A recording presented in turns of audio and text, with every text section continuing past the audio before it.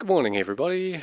Welcome to the Landscape Creative category, which is proudly sponsored by Rothbury Insurance Brokers. Now, this is part of the Iris Awards, which is sponsored by Canon, and we're going to just start off by playing a short advert from our sponsors, and then we are going to do the run-through of the images, and after that I'll explain a couple of things regarding this category. Okay, let's go.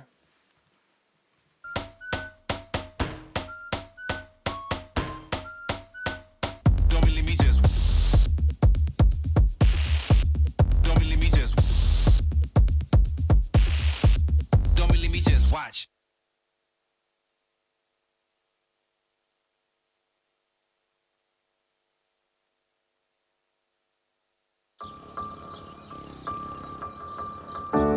We leave it to Amanda.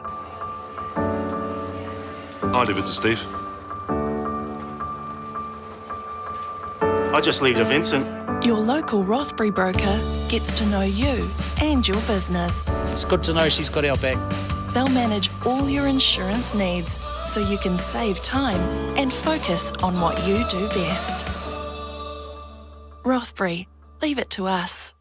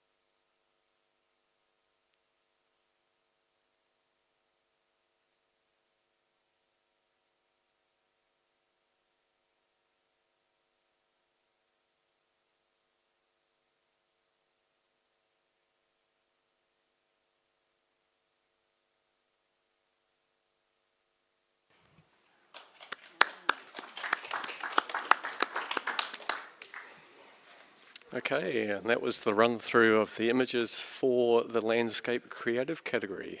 So I'd just like to start off by introducing myself. My name's Paul Daly. I'm your panel chair for today. I've got Rebecca McMillan beside me. She's assisting on panel chair. We've got out the back Maxine, Simon and Hayley doing all the print handling, of which they're going to be doing a bit. So thank you for all their hard work. And while we just collate some exclusions from the judges, I'm going to read out the category description for this landscape creative category. Okay, so the landscape category celebrates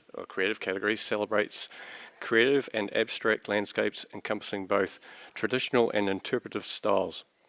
This category encourages photographers to explore imaginative, experimental and artistic approaches to landscape photography, going beyond the boundaries of the conventional landscape representation. The intent of the category is to showcase landscapes that push creative boundaries, allowing photographers to experiment with techniques. The focus on the landscape to evoke emotion, telling a story or offering a fresh perspective on the natural world, encouraging bold and innovative interpretations of the landscape genre. While creative freedom is encouraged, entries should still maintain a connection to the natural environment, even if abstracted or reinterpreted. The image must not be digitally manipulated to the extent that it no longer represents or resembles a landscape scene. This is a major editing category, which means that all form of post-production is allowed, as long as no computer or AI-generated elements are used. So that means that we get to see some pretty amazing creative images tonight or this morning. So we've got a fairly amazing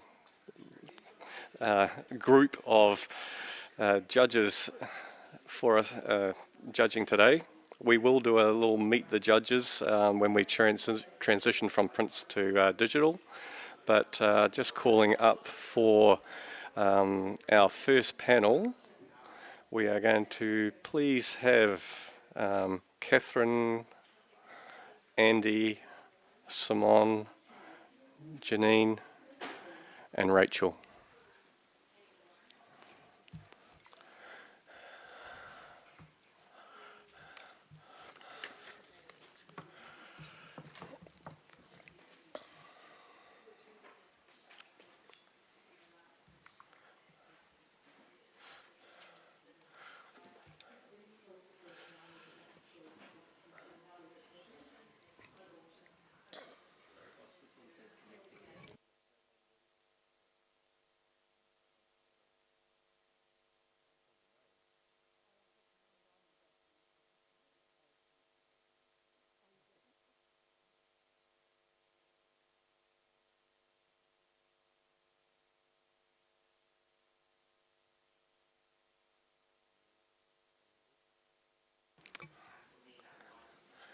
Okay, print handlers, are you good?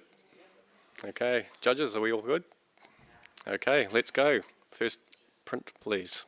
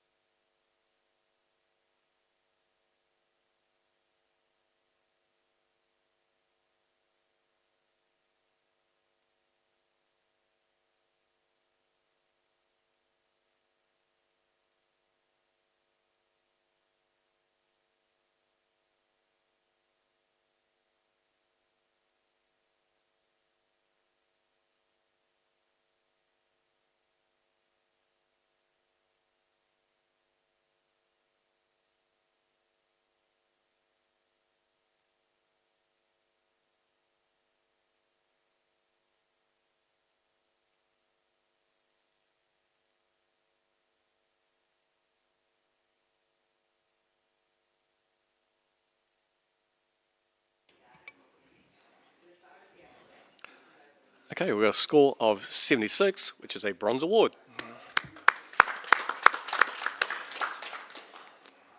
Okay, and can I get a comment for the photographer from one of our judges, please? Yeah, Simon, let's start. Congratulations on your bronze. That's fabulous. First up and getting an award. It's amazing. Hey, I actually loved the thought process that I had to really look through and see. I really appreciated the movement from the feeling of the life that could have been regret through to the actual being nervous about what's going to happen after this. So yeah, you've looked at that really well. Maybe just for room for improvement, maybe just the tonal range, maybe just experiment a little bit more with changing the tonal range up and down a little bit to give a bit more interest in certain areas. But well done. Okay, thank you, Simon, for the comments. And can we have the next print, please?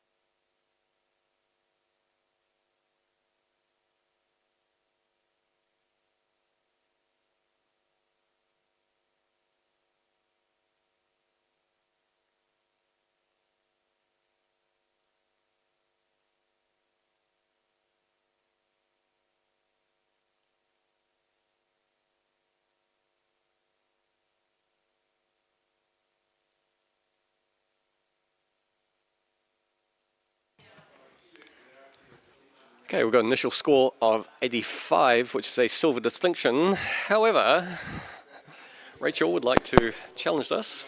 I scored this 93 in gold, and I'm finding it hugely original. I've never seen anything like this. It is obviously a composite of some sort. I'm not too positive. I'm making assumptions, but I'm feeling like it's maybe a bodyscape, that we're looking at parts of a body, wrinkly skin. I think it's really cleverly put together to create an illusion of a physical landscape, a vista out of something that is parts of us. I almost feel like I can see toes in there. So I find it really, really unique. I'm really enjoying the way that the light has been handled so that we're brought right into that top centre ridgeline. But there's all those different layers through there, and it's also kind of grossing me out, making me uncomfortable, which is also, adding to that uniqueness. Simon, you're down the other end of scoring. Yes, I scored 80 as a silver, and I think you've helped me already, Rachel, with talking about the words of grossing out. When I first looked at it, I actually really loved that part of it, because it looks like a growths on a person that you're struggling with, and a lot of those growths would be in the darker areas where you're not that stoked about and wanting to hide a bit. I suppose the only thing I struggled with about was just the heaviness of the dark sky and the very quite overly bright at the top, but hey, I'm definitely coming up and I'm listening. Catherine, you're right on the average. So I gave this an 85, so I just squeaked it into silver distinction. I immediately saw brains in the landscape, which gave me a narrative of the human involvement in how we perceive images or something. I think there's quite a cool concept going on here, and also a play on the similarity of the folds of the brain in the landscape. I didn't come higher at this point because I felt that where the photographer was directing my eye to the brightest part of the image, there wasn't any that's not where the message was. There wasn't any detail there. So that kind of held me back a little bit. But I'm happy to see this in silver distinction. I think it's been beautifully printed and presented. It's got concept and it's beautiful. So I'd like to hear more, but at the moment, not quite gold, but yeah, great discussion. Any other thoughts from the middle team?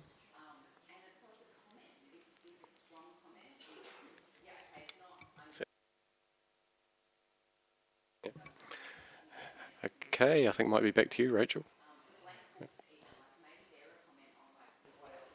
Yeah, the darkness of I guess the top corners of the sky there, Simone, I feel like that's just allowing that light to bring us through onto what is quite a very sharp peak in the centre. There's a whole lot of interesting detail in there. There's little flecks of grit and stuff in and around the image, which just adds to that unpleasantness for me.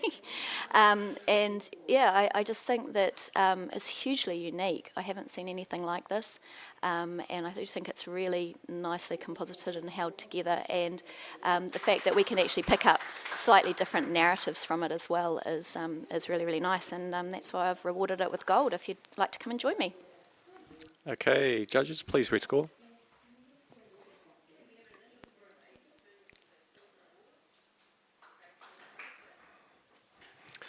All right, we've got 89. That's pretty early in the morning to go to a review, but so for the judges that don't know, we need 89 or 90. Just let me get this keyed up in the system.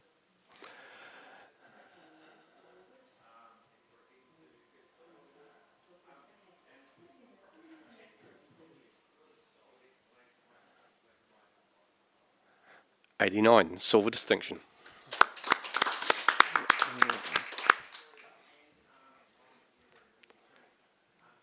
Okay, thank you, judges, for a great conversation. And can we have the next image, please?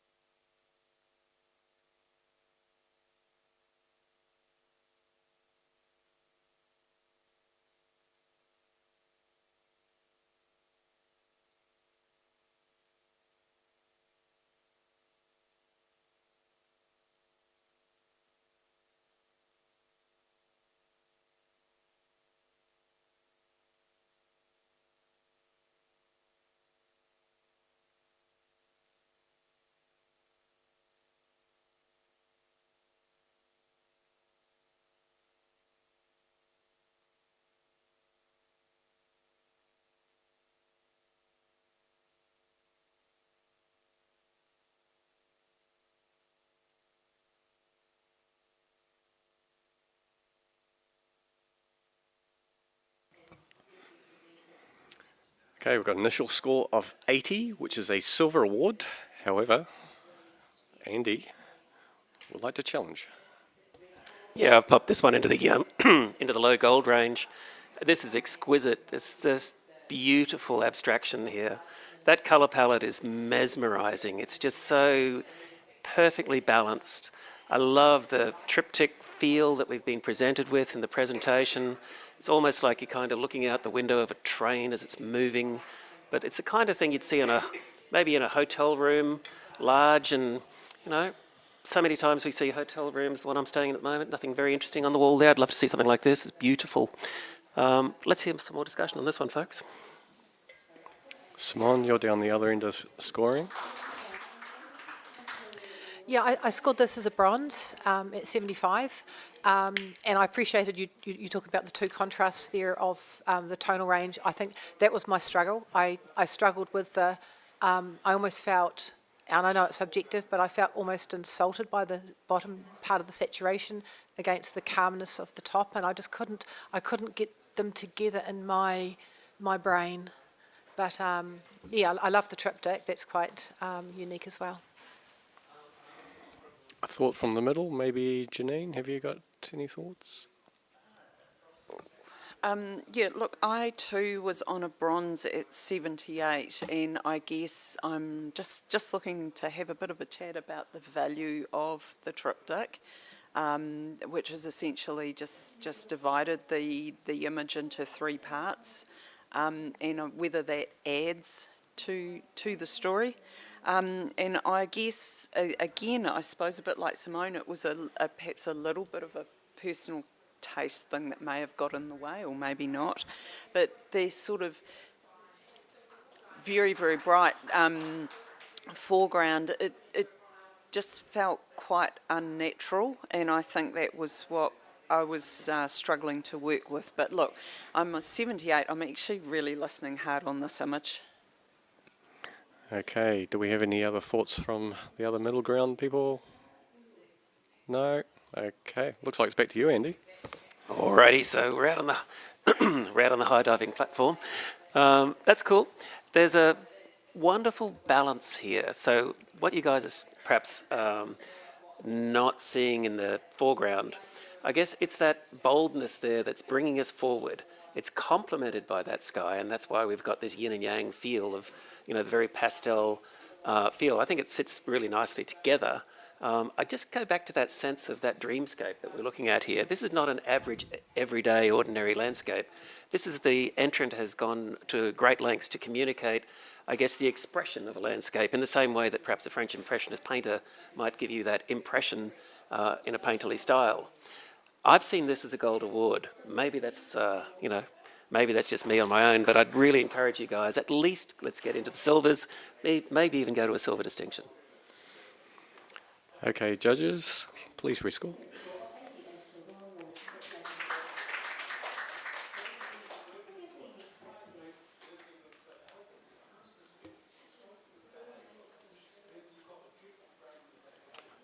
Who are we waiting for? Andy, you need to just re-input your score. Put it back in? Yeah. Okay. Thank you. Okay, we've got a score of 84, silver award.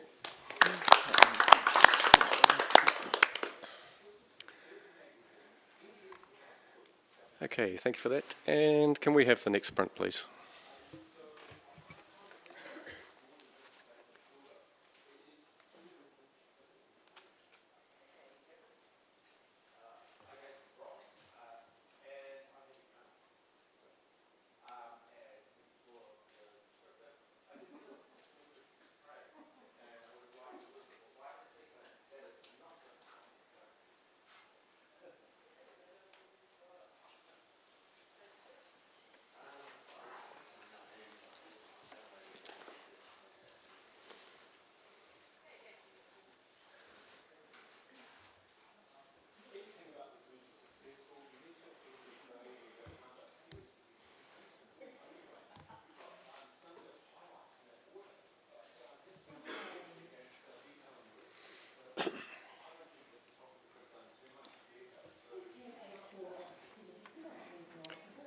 Okay, we've got a score of 80, which is a silver award.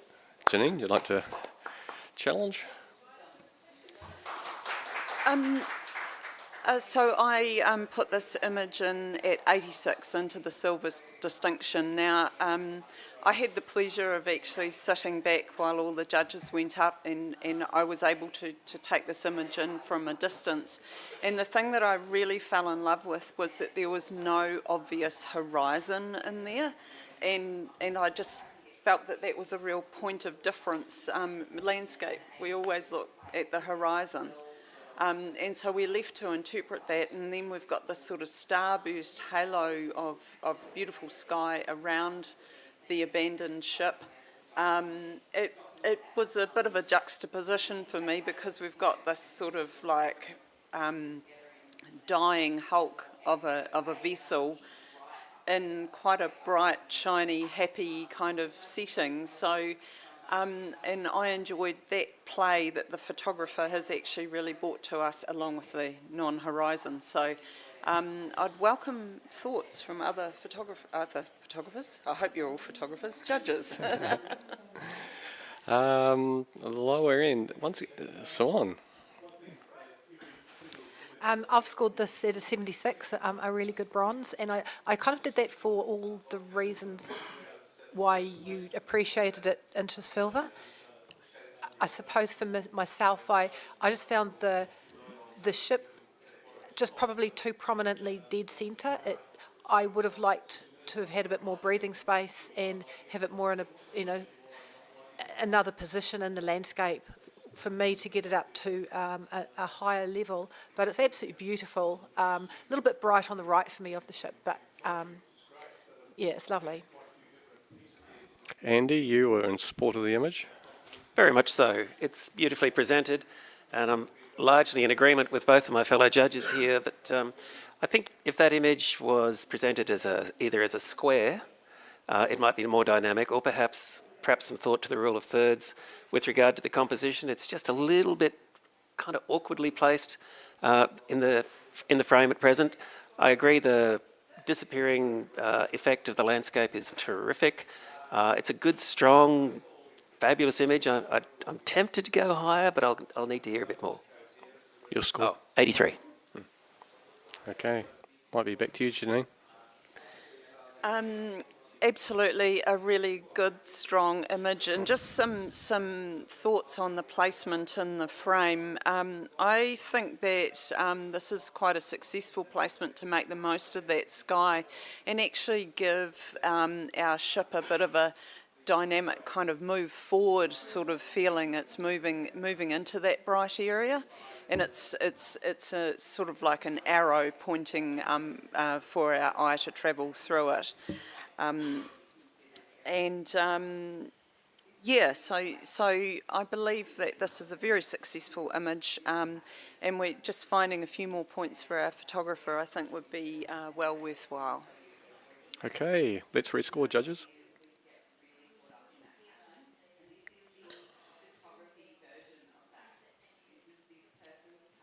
Solidified the silver with 82. Okay.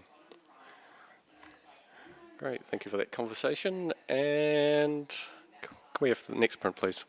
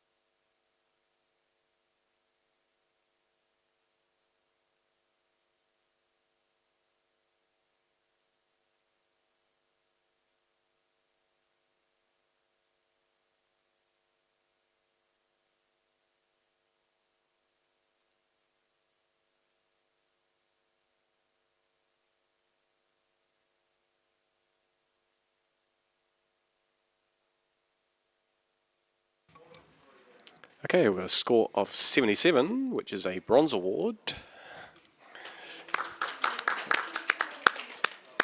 And a comment for the photographer, please. Yeah, Janine. So look, well done with the capture of the aurora here, and I really applaud the photographer for trying to put their own stamp on this landscape and providing us with a different way of viewing this phenomenon. Because we do see a lot of these, so it's really great that the inclusion of the rocks. I think as judges and as viewers, we sort of need a little more guidance on where to look. The lightness of the rocks in the foreground is quite distracting, and perhaps takes away from the thing that's happening in the sky.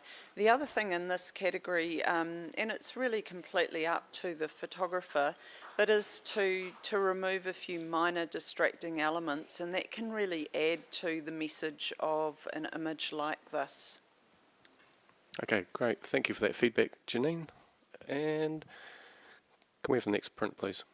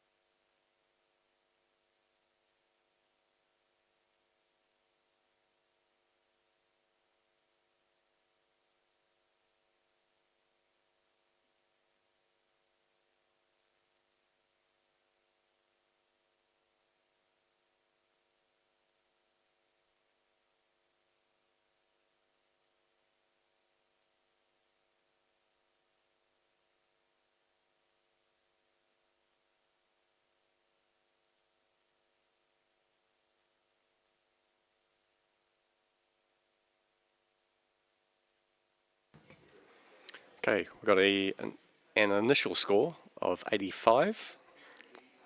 Janine? So I firmly believe that this is a gold image. It is such an exercise in subtlety and control and texture. I really enjoyed the blacks. The blacks were stunning. They're just adding a lot to this image. And from a distance, it almost looked like, and I know it's a tree, but it looked like a sort of almost a fold line through the middle, like opening a book, and there's a real handcrafted quality to this. I really enjoyed it, and I'd love to hear what other judges are thinking. Andy, you're down the other end of the scale. Yeah, I'm in bronze here at 77. Thanks, Janine. I appreciate your insights there. I got to say though, I'm looking at this and I'm struggling. First of all, compositionally, it's just kind of tripping my OCD buttons somewhere shocking by just being slightly off centre. But then I'm also looking at the craftsmanship and the creativity here, and I'm kind of wondering why. I'm looking at this. Is this kind of technique for technique's sake? What's the entrant trying to actually communicate? What are they saying? Because it looks cool, but I just don't get it. So what I'm looking for is a bit of guidance here. So I'm currently on bronze and I'm listening hard. Simone's almost jumping out of her seat to say something. I am jumping. Like I stuffed up. Like I judged this 87, and I'm so pleased you've popped this into gold because I'll tell you my take on it, and it's really rocking me. I think it's incredible. The off-centre is this internal struggle with somebody. They don't want to put it exactly dead centre. What you're looking at, that top square, is in that person's soul. This is who the person is. I'm seeing this beautiful femininity of this gorgeous tree that's really struggling with their life, and actually has got me a bit emotional. The actual exterior of this is also blue. You've got this blueness on the outside part of the image of this. It's almost a depressive colour of blue. It's a real struggle with what this person's feeling, but they know deep inside they're a good person. In the black and white, it's so beautiful in there.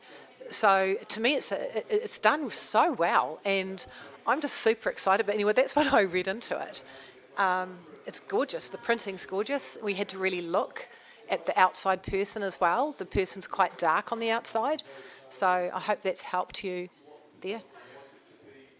Have we got any other thoughts from the middle crew? Yep, Catherine? I gave this an 83, so a solid silver. I love the way the photographer's has photographed this in what was probably quite a chaotic environment and used the darkening down around the outside just to draw your attention to the trees in the centre. I really enjoyed this as a graphic piece and that highlight around what looks like an oven tray. I guess that I like, there's a lovely flow in the centre there, but there's also a little bit of chaos, but it wasn't actually enough to really hold my attention for very long. And like Andy, I was a little bothered. My OCD was coming out as well. So I thought this was definitely worth a silver for me. I'm not seeing what you're seeing, Simone, but... Okay, looks like it's back to you, Janine.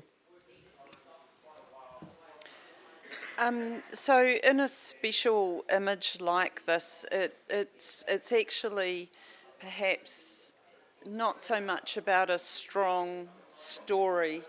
It's about a feeling, an emotion. In this case, it's sort of quite melancholic and thoughtful and reflective, which I suppose comes out of that sort of metallic texture of what I to believe is an oven tray, and then the contrast of the light and dark. You know, there is lightness in us and there is darkness in us, and so it's quite an internalized sort of image.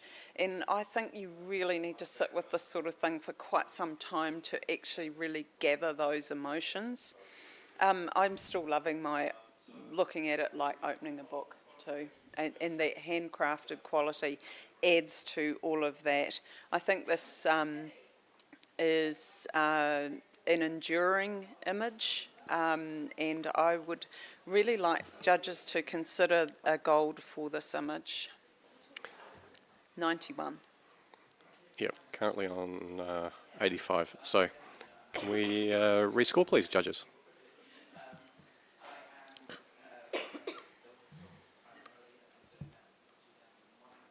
Alrighty, we've got 88, silver distinction.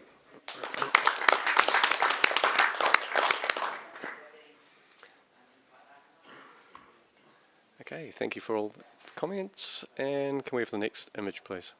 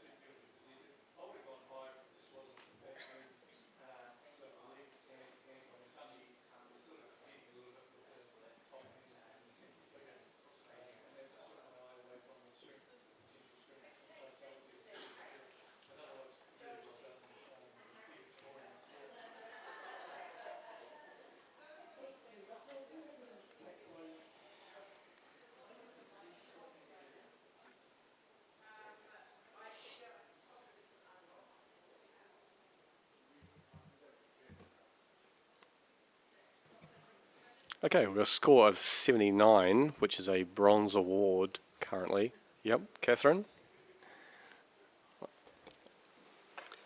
I gave this an 84 silver. This had really strong initial impact for me when it turned around, and I loved the way the photographers presented this high in the mat. It's sort of really highlighting this and celebrating such a beautiful scene. I thought there was a gorgeous delicacy with all the lovely highlights and details in the foreground. I do feel it's a little murky on the left-hand side there, but everything else is really working for me, so I was giving it a silver. We're on the brink. I'd like to hear other people's thoughts. Rachel, down the other end of the scoring? Yeah, I scored this 76. I do think that it is award-worthy, and I guess that murkiness that you mentioned, Catherine, and also the sort of inconsistency with the lighter patch of the foreground and snow is what kept me out of going into silver, but I'm listening. Andy, from the middle ground? Yes, sitting comfortably in the bronze range at the moment, agreeing with Catherine's feeling about the murkiness of the rocks in the foreground. I think a little bit of detail in there would help. I'm a little troubled by the oversaturated Milky Way itself. It just seems a little unnatural, presented in that sort of hypercolour effect. So I think a little bit more subtlety on the photographer's post-production would really elevate this into the next level. Okay. Any other thoughts? All right. Back to you, Catherine. I'm not quite sure I understand your comment, Rachel, about the inconsistency in the foreground. Potentially you're talking about the murkiness on the left, which we've already talked about. Otherwise, potentially the darkening towards the base, which I feel anchors it. And in terms of the saturation, this is the creative landscape category, so I think that's probably a matter of personal choice, and fair enough if you feel it's overdone. For me, it's subtle enough, and I think the colour palette is really beautiful. We have identified a few issues, however, they're not massive in my mind, and we are on a 79, so I just ask you for a couple more points and see what you can do. Okay, judges, let's rescore.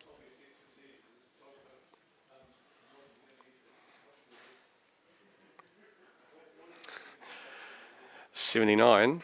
So we are going to have a review of that, and stand by. Yep, if we can have 79 or 80, please, judges. Okay, 79, bronze award.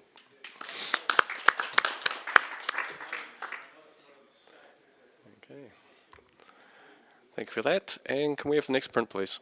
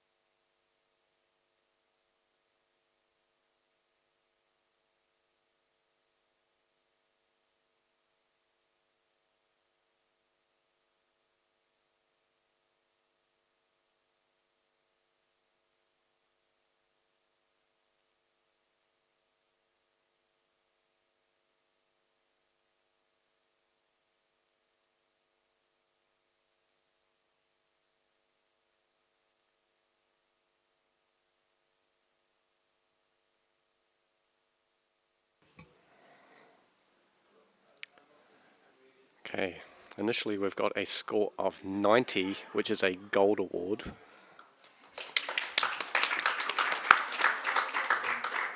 However, Rachel would like to challenge this. I gave this 97 gold distinction, and I think it's actually quite perfect. I probably should have been a bit braver with my score. I think it's a beautiful representation of a landscape, a picture of a landscape in a picture of a landscape.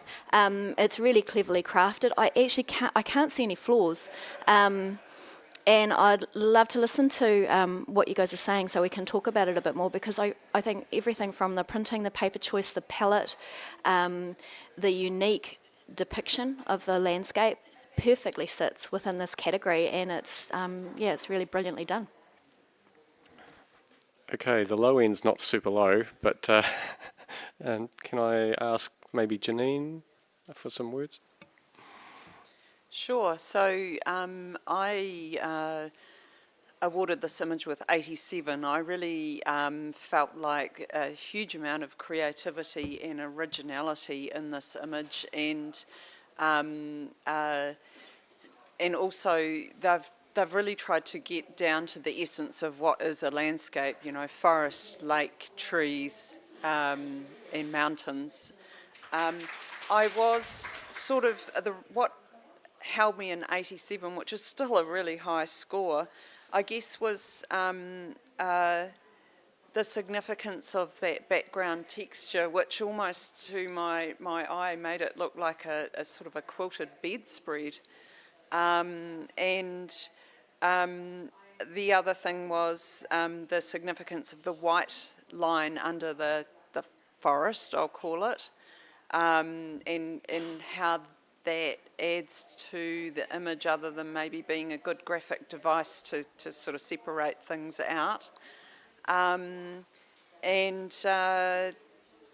What else do I have? I wasn't sure about the paper choice or the printing of this, because it is very soft and very subtle, which may have been obviously a decision of the artist, but yeah, a bit of talk on the paper choice might be good for me too.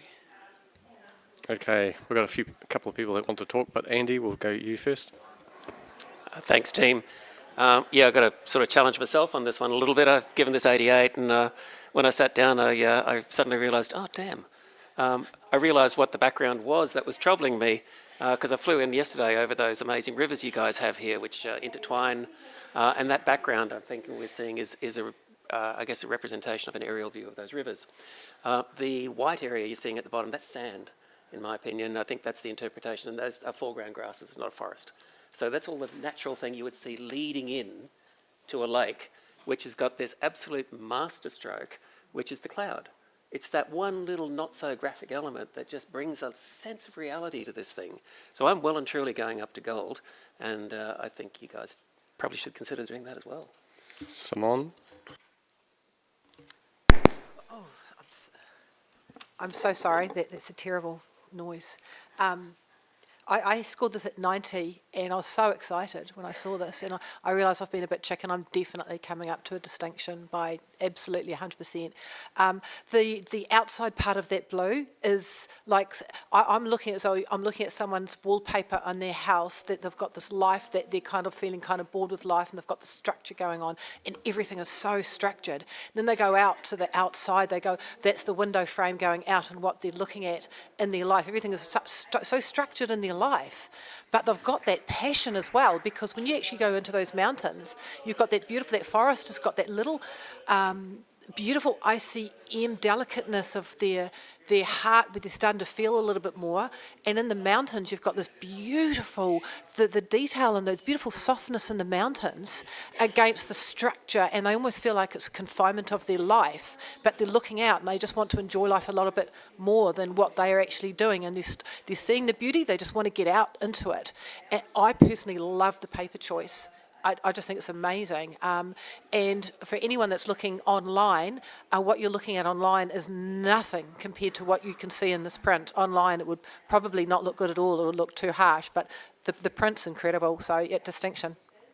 Catherine? Just quickly, I gave this an 87 because of I felt that there was a lot going on and I didn't see what that background was offering. I felt like all the magic was in the middle of this image, but I'm definitely coming up to a solid gold because I think this is an exquisite image. I agree, the printing is absolutely beautiful. And to me, I just am really also celebrating that white line. I think that is adding, like it's a really brave choice to have such a big part that's the brightest part of the image, and somehow it's completely working for me in giving this image a real freshness. And then it's also just tying in, it's taking your eye up through that central thing. You've got the white, the boat and the cloud, they're working, and the highlights in the mountains working beautifully together. Really original work, well done, gold. Okay, back to you, Rachel. Thanks, everyone. I'm loving hearing the word gold so many times. It's so cool. Now we just need to go a little bit further into that gold distinction. I think that everyone's pretty much touched on where I was going with regards to the white line and the potentially the braided river or interior wall view outside through the window. I feel like that white line, the paper choice does help us with the illusion of sand for that and take us into that part of the story. And I'm really struggling to see imperfections. I think it is beautifully unique, it's perfectly constructed, it's immaculately presented, and I'd love to see this in gold distinction. High as you can, peeps. Okay, let's rescore, judges.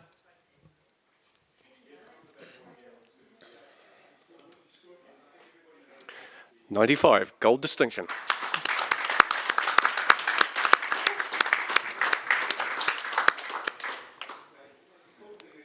Okay, thank you to our judges for that talking, and congratulations to the photographer or author. Right, small breath, and okay, let's have the next print, please.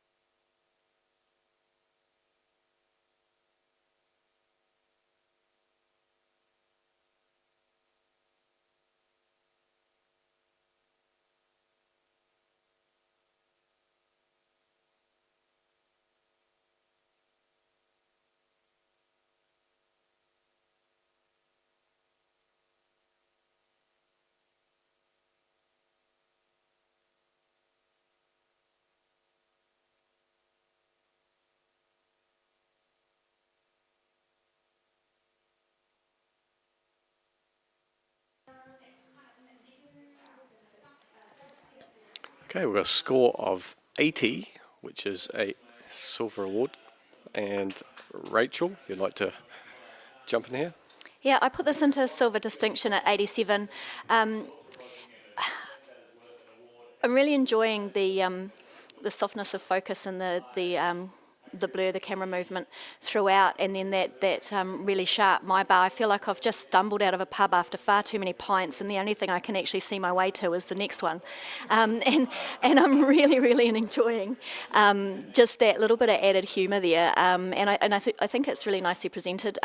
It's probably a little bit heavy in the blacks, but that sort of adds to my tunnel vision towards the sign. And yeah, I just popped it into silver distinction because I enjoyed all of that. Andy, thoughts from the other end of the scoring? Yeah, I'm at the professional standard range at 71 here. My first impression was I really want to get up and have a look at this image because I really kind of liked the initial impact and technique. However, in close inspection, I found that whenever there's writing in an image, it's all you can see. And seeing that writing isn't adding anything to this communication, to the story, to the image itself. We've got this wonderful kind of French impressionistic abstraction happening here, but then that writing just takes everything back to a very average level. I'm also doing a lot of air cropping because I'm not convinced we need any of the bottom third of this image. It's just taking me out of the image rather than drawing me in.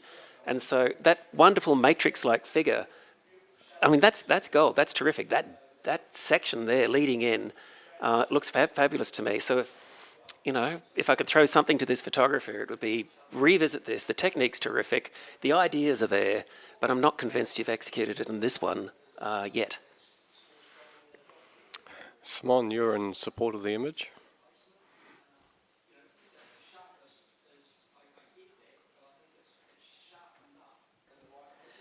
Yes, I gave this an, what did I give it? 83. Yeah, so 83, for all the reasons that Rachel, you love it. I think the only thing I struggled with a little bit in a category like this was probably the choice of the person bottom left is kind of taking me away from the story that is up forwards about anything else further past there. So, but I'm still very happy with my 83. I don't think I could get into a distinction. Okay. Back to you, Rachel. I'm stubborn, I'm going to keep trying. So I'm really enjoying, I think, the negative space in that bottom right, and I don't think you can have that with if you lose the person that is in the foreground left. And that is just giving me somewhere for my eye to roll into that the matrix-like figure that Andy mentioned, and then up to those words, which are that's where I'm going because I'm still thirsty and I've rolled all the way down that street and I'm pretty much coming to a hard stop at Monty's, which is now my bar. Okay. Silver distinction, please. Okay, let's rescore, judges.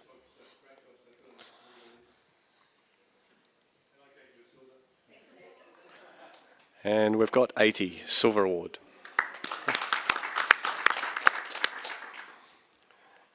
Okay. We're just going to do a quick judge change just to keep everybody fresh. Andy, if you come out. Chris, if you can come in. Okay. And Simon, if you come out. And Francis, come on in.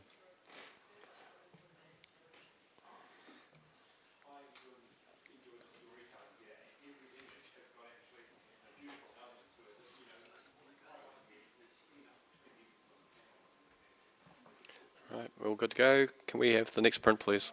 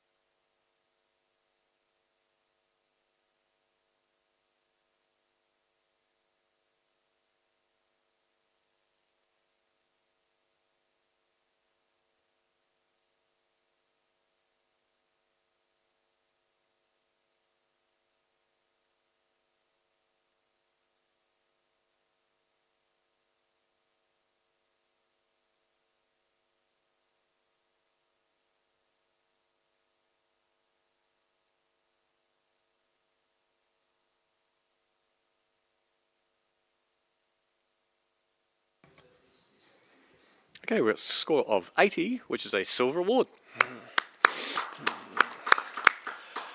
And can we get a comment for the photographer from somebody? Go, Chris. Yep, new to the board.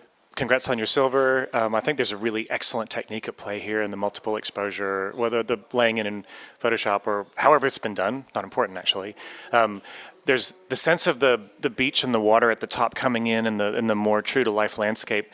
It's interesting in the way it's been blended together. I'm sort of struggling about why, like what's it trying to say? Why are we looking at these? Why has this technique been used? And I can't quite put those together. So I think a little bit more clarity of visual communication to lead us to your point is going to help to elevate this image, but well done. Okay, thank you for the feedback, Chris. And can we have the next print, please?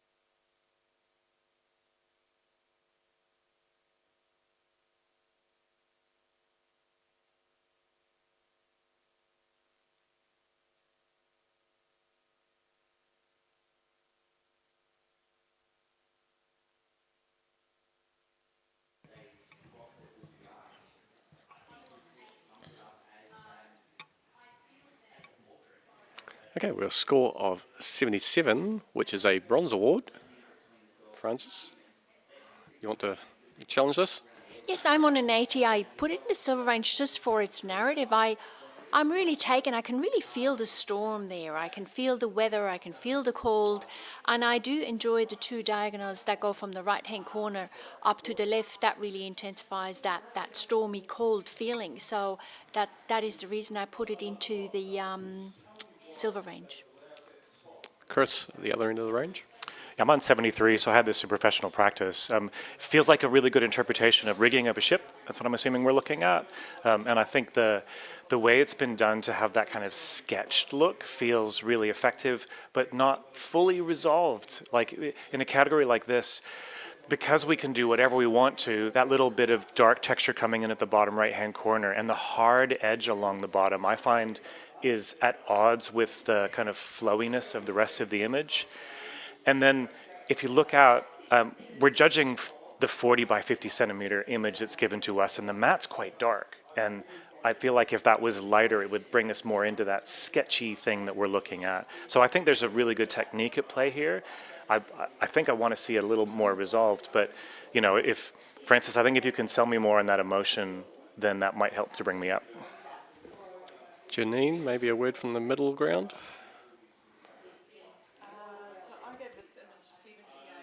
I gave this image 78, thanks Rach.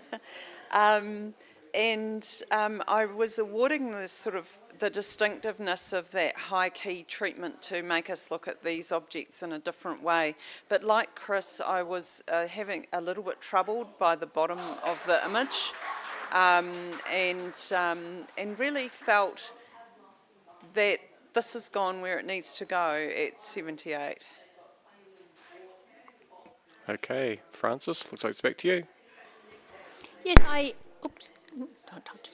I appreciate all these points. I can see those. However, I still have a very strong feeling of if you go in close and you see the little steps going up on the top of the ship, and I just imagine someone in this stormy, cold weather has to walk up there and adjust some sails, which feels nearly impossible. So I just get a very strong emotional feeling of this image.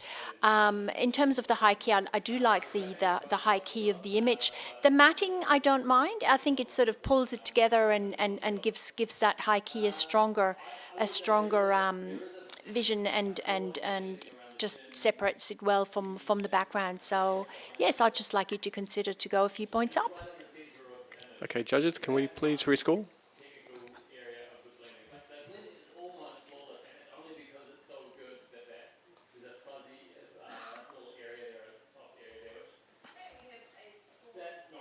Okay, we brought it up to 78, bronze award.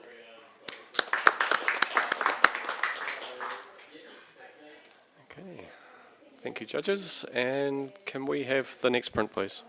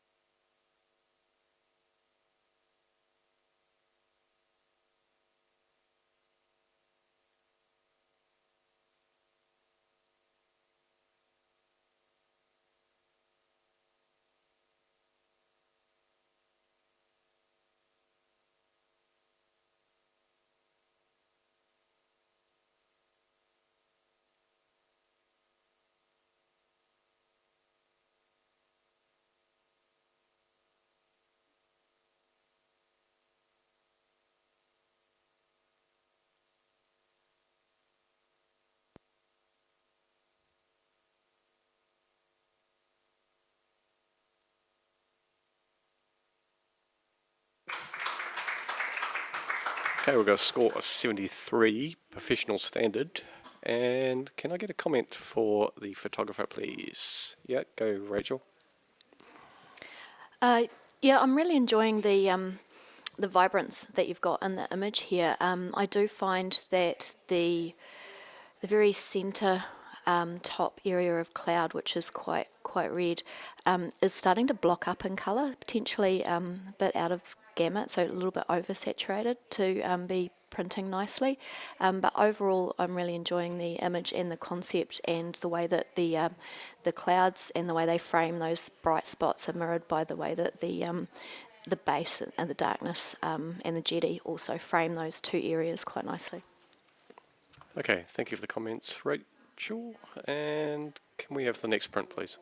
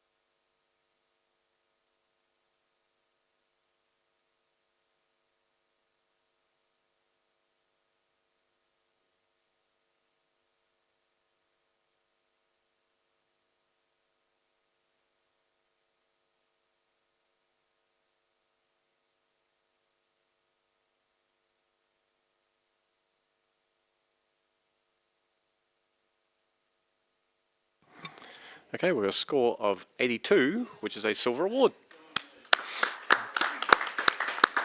Okay, can I get a comment for the photographer, please? Yeah, Janine throwing her hand up. Look, congratulations to the photographer for a silver award for this highly creative piece. Now, this for our live stream audience is actually a collage of actual torn pieces of paper, and it sits proud off the actual surface. So, very, very brave, very creative. I think what I would really love to see is perhaps more thought and consideration given to the actual photographic elements that are happening within this composition, and perhaps continuing with this idea to refine the technique so that it is perhaps more elegant and more enduring.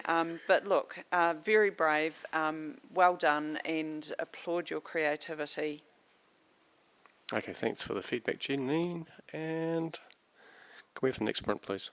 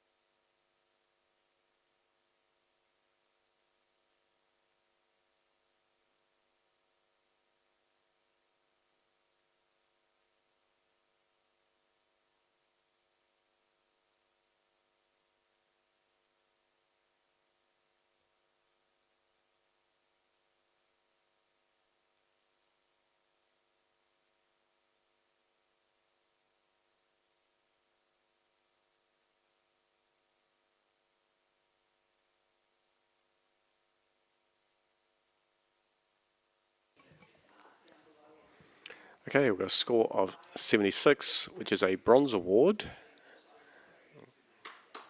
Janine, yep. challenge? Yes. Yep, okay. So I scored this image 83.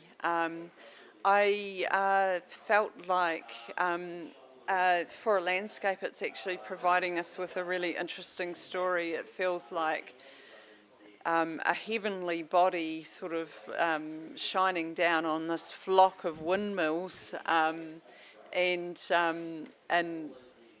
you know, are they doing the right thing? Look, I'll be honest and say yes, I was quite distracted with those little dapple bits of light in the foreground, but I also very much enjoyed the sort of really subtle silhouettes of more of our flock in the background, and it almost felt like sort of religious kind of connotations for wind power. But yeah, look, so I'm on 83, and I'd really like judges to just consider perhaps looking at a silver award for this. Rachel, you know I'm coming to you. I so know. I'm way down in professional standard at 62. And I do really enjoy that light coming in from the top left and hitting that centre, or sort of that main turbine there. But I find that when I get there, the turbine itself is blown out, and those highlight areas in the bottom of the image are really falling apart for me. And so I'm struggling to get it into the awards range, but I'm happy to listen and reconsider, Janine. Francis, you had something to say? Yeah, no, not much to add. I do enjoy the repetition of the windmills in the background. I think that's very well seen and very well integrated in the image. But yeah, also the highlights in the foreground I found a little bit distracting. I'm on 72. Anything new? Catherine? Yep. Just really quickly, I gave this 76, and I'm happy to come up a little bit. I had a really strong sense of being underwater in this image, and so I quite like that narrative and the resemblance for me of the windmills to little pieces of coral reaching up through the darkness, and yeah. Okay, Janine, back to you. Thank you, team. Look, granted, I've already mentioned that sort of foreground, and I think there is a little bit of movement in our windmills, which is to be expected. I think one thing I didn't actually mention initially was the choice of crop here is really, really strong, and I think that's what drew me in. This would be nothing without that huge amount of black space above it, so just consider that. I'm loving Catherine's underwater narrative and completely agree, you know, coral, starfish, that sort of thing. So take what you will out of it, and it would be great to just consider a few more points for this celestial-inspired image. Okay, let's rescore, judges.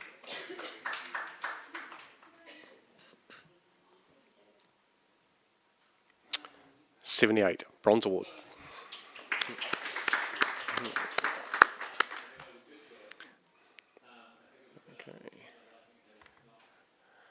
Alrighty, thank you, judges. And can we have the next print, please?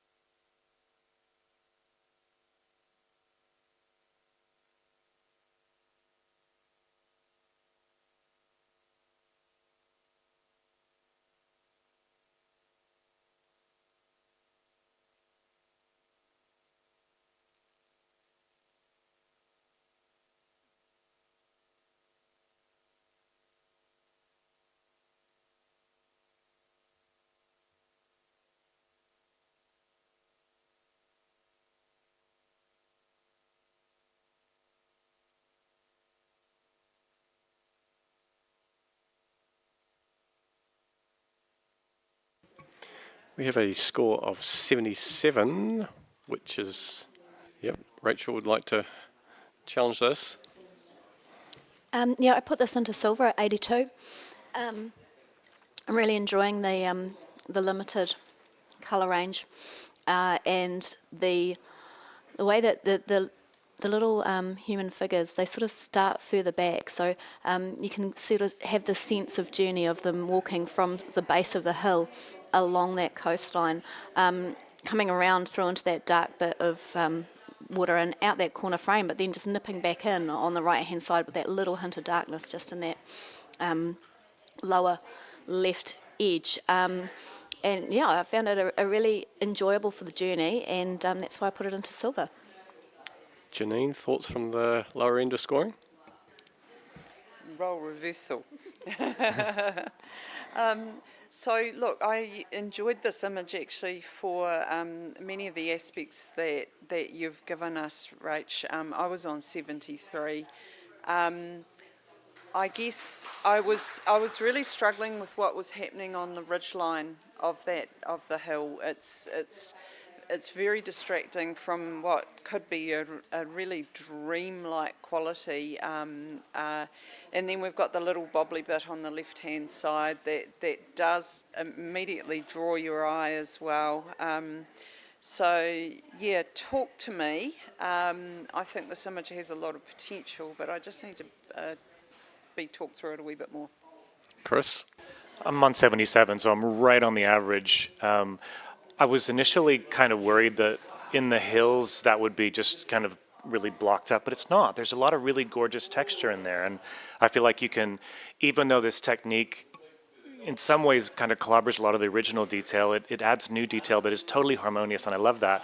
I put it in 77 because I think there is an amazing image here if you were to crop out the bottom third. And although the texture in the bottom third is really lovely, and it would be a shame to remove it, if you cropped it out, you lose that little tiny bit in the bottom left that's taking your eye away, and you're just left with the two figures and the dreamy mountain. And I don't mind the trees at the top at all. Like, I kind of feel like that gives it a sense of, it's more than just an undulating hill. It's got some detail on it. So I think there's like really good steps in the right direction. It's going to be tough to get me to silver, but I think it's a well-earned bronze. Okay, Rachel, back to you.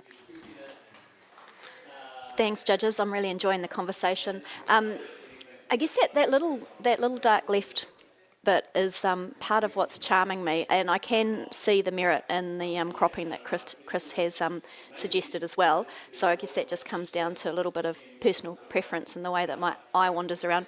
The trees at the top, initially were a little bit unresolved for me, but then I sort of started thinking about how important the trees are in our coastal landscapes and erosion, and so there's like little ghost trees going on up there and stuff, and I sort of thought, oh yeah, I can make a story out of that to justify the inclusion or the way that looks. Yeah, but for me, it was mostly about the journey of the people and the way that my eye was allowed to move through the image, and all of those lovely subtle textures and delicate tones that I found really quite beautiful. So if you feel the mood, the need to join me up in silver, that'd be great. Okay, let's rescore.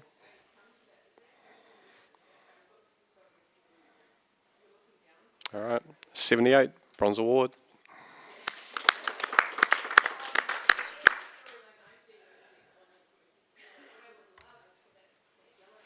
Okay, thank you, judges. And can we have the next print, please?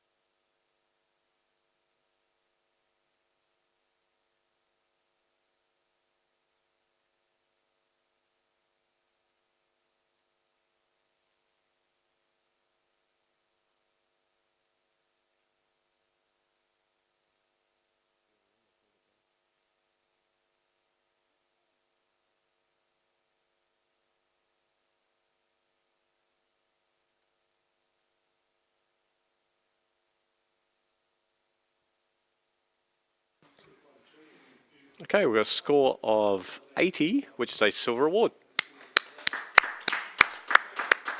And can I get a comment for the photographer, please? Looking down the line, Chris popped his head up. Yep. So this is another good application of this technique, I think. I know we're not in a commercial category, but this could be a commercial image. There's commercial applications for this, which is excellent considering we're in creative landscape.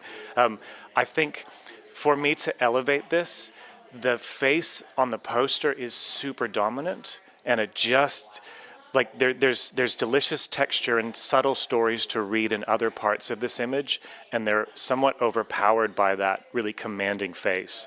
And I feel like if that had been pulled back, it would have let us enjoy the rest of the image a little more. Okay, thank you for the comment, Chris. And can we have the next print, please?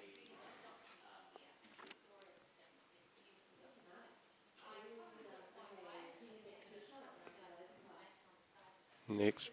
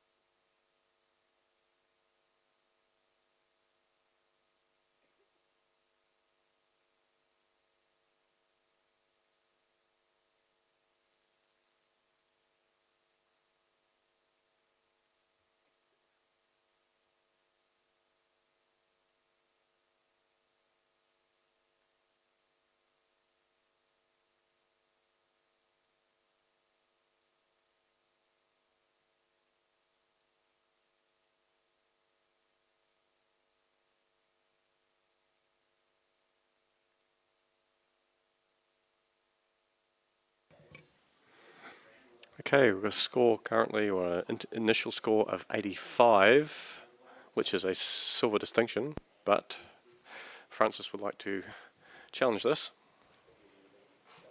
Yes, this image just got such an amazing emotional impact, how it's created. Well, first of all, the print quality is superb. The way it's presented to us is absolutely outstanding. Now, the layers of the mountains or hills or shapes in the background are just arranged in a way, it just flows, your eye just go right from the bottom up to the top. And the color palette is just divine and working so well. Now, I haven't even gone to the birds yet, but they just fit in perfectly, and the movement as they are captured matches the background and the image so well. It all blends together in a beautiful way. Yes, so I'd just like you to have another look and take all these aspects in. It's absolutely outstanding, and I could imagine it being printed very, very large somewhere on a wall, and it would just grab your attention. You would just stand there forever and look at it.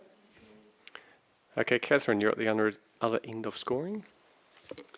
I gave this a 78 high bronze, and I think I have underscored it. I think I really love the colour, the muted colour palette, the way the birds, the tone of the birds, you know, they're not too bright, they don't pop out and fight with it, they're really working with it. It's very, very painterly, and Francis, I'm really listening to you. The reason I had it in bronze is because I felt that the movement of the birds was stopped in the centre of the image by the slightly clunky cluster at the front of this flock. They are slightly more muddled with each other, and they just kind of hit a bit of a line that stopped me. But everything else about this image is working so beautifully, so I'm really listening.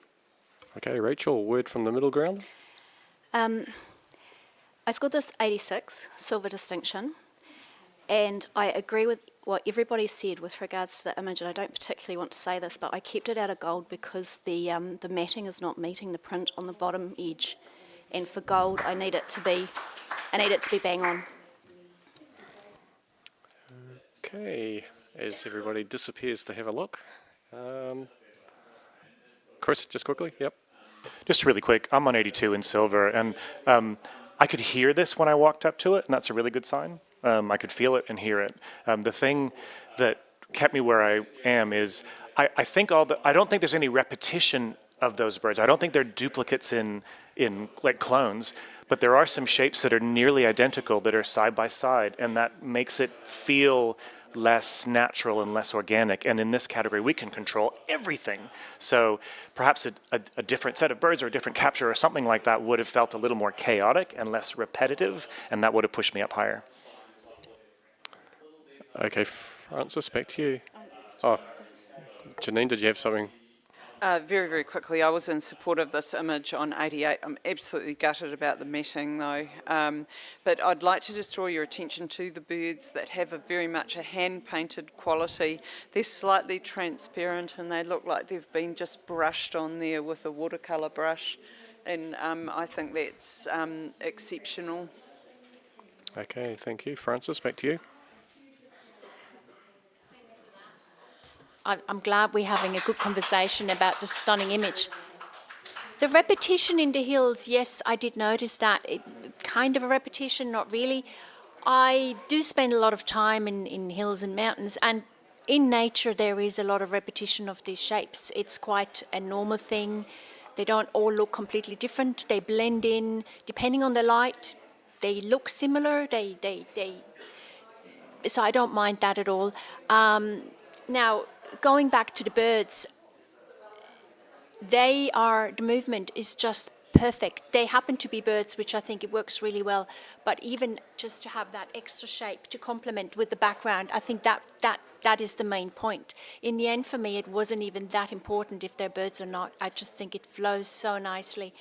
It's just got that dreamy feel to it, to the image, and it's extremely well balanced. Now, to the mat, I have to say I didn't actually see that because I was so taken by the image, and I usually don't miss these things, but I have, and that's a good sign. I think it's a good sign. I was so taken by the image that I didn't notice that because I could even see it somewhere on a wall sitting there. So I don't think it is that important. We're not looking for a silver distinction, for a gold distinction, we're looking for a gold.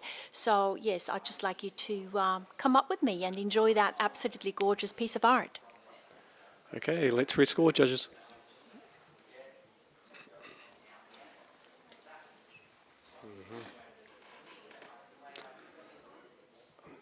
Not that.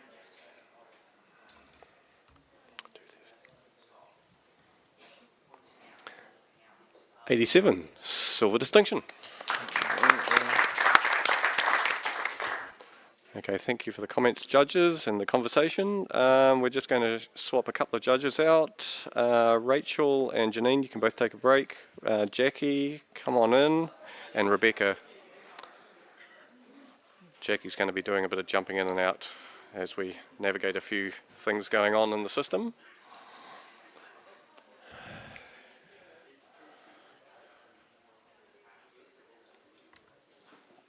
Okay, are we all good? Okay, let's next print, first print, next print.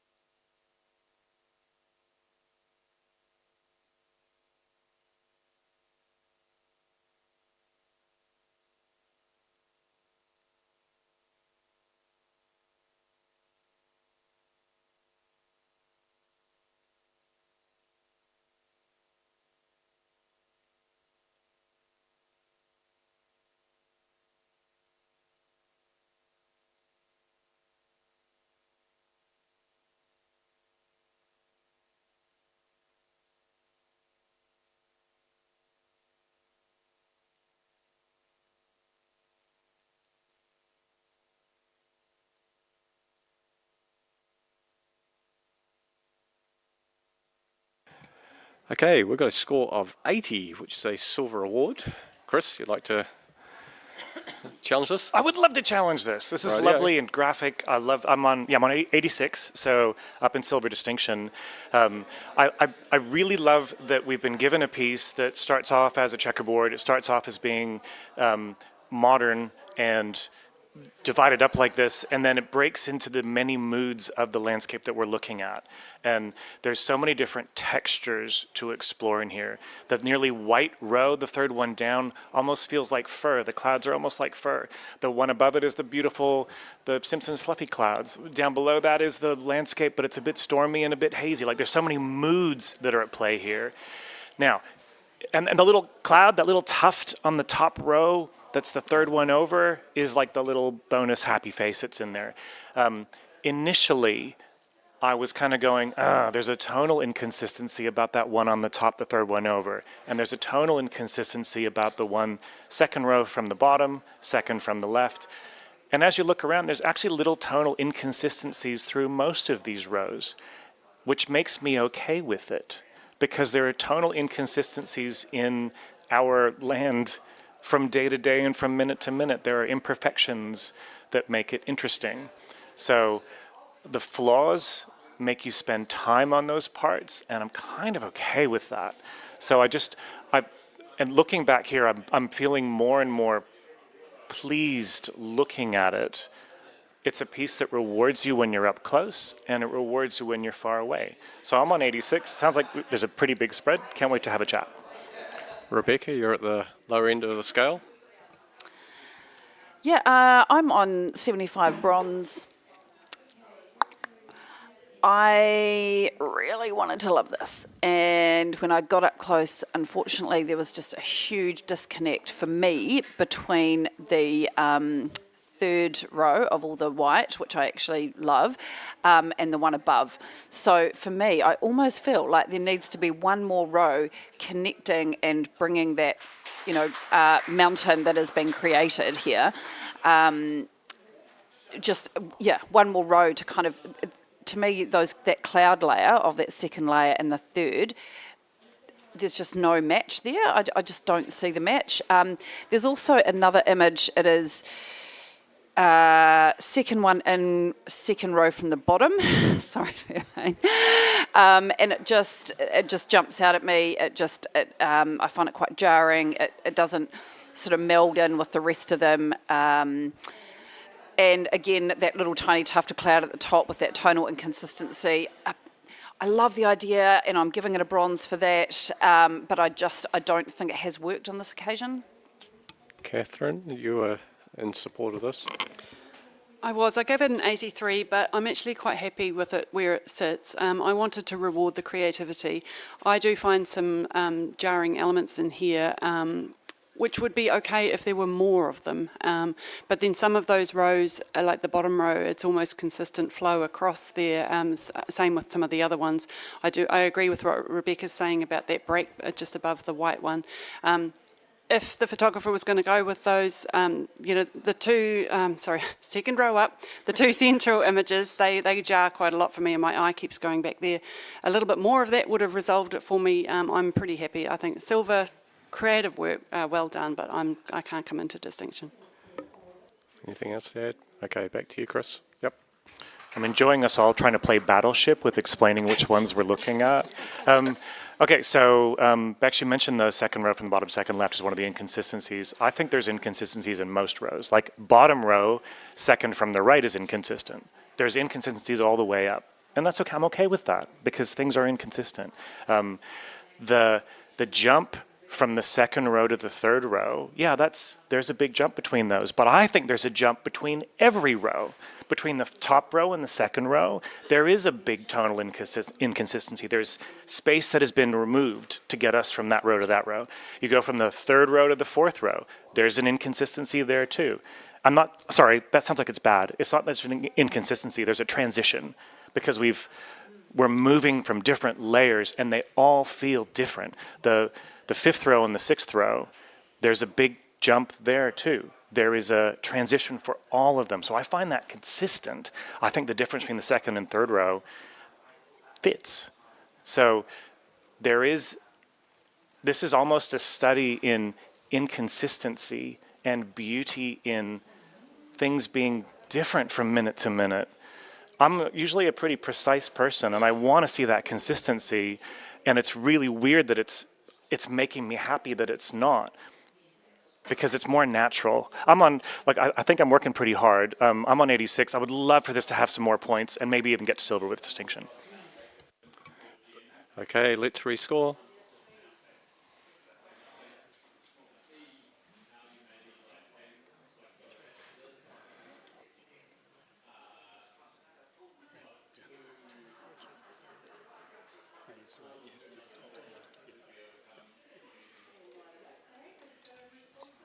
Chris? Okay, we've got 80, silver award.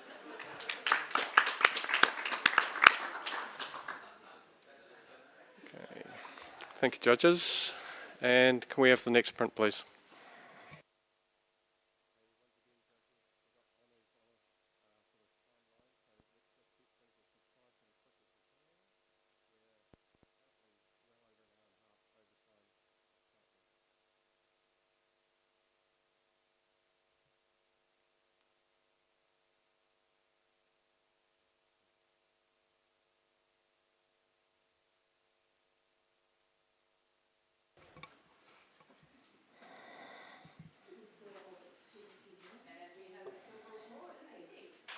Okay, we've got a score of 70, professional standard.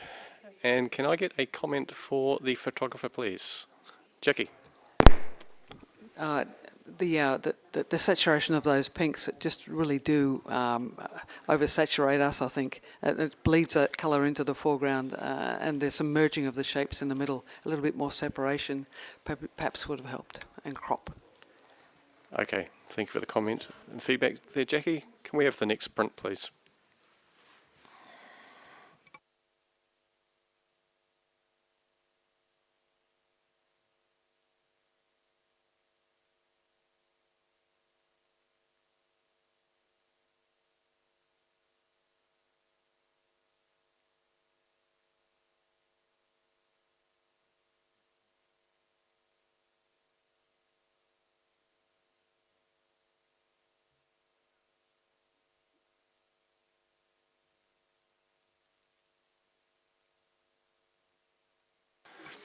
And we have a score of 68, which is professional standard.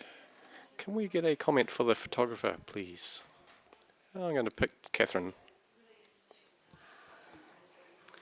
I thought this was a beautifully delicate image that had been really nicely printed as well. Nice tonal range. I guess I put this at 72, high professional standard. There wasn't enough that the photographer had brought to hold my interest for long, to take it to the award level. Okay, thank you, Catherine. And can we have the next print, please?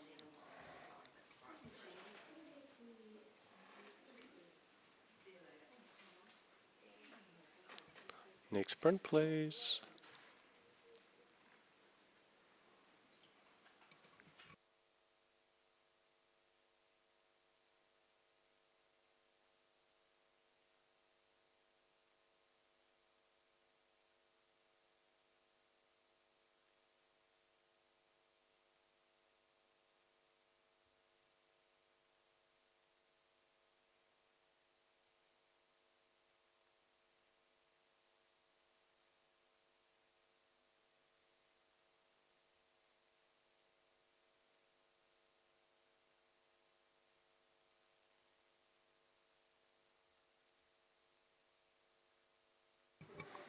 Okay, we've got a score of 73, professional standard. And can I get a comment, Francis? Yep. Yeah, very well seen of a landscape. Well printed. I just found the horizon in the background of the water there. That line is very strong, and it is a little bit distracting from the foreground, from the image. Okay, thank you for the feedback, Francis. And can we have the next print, please?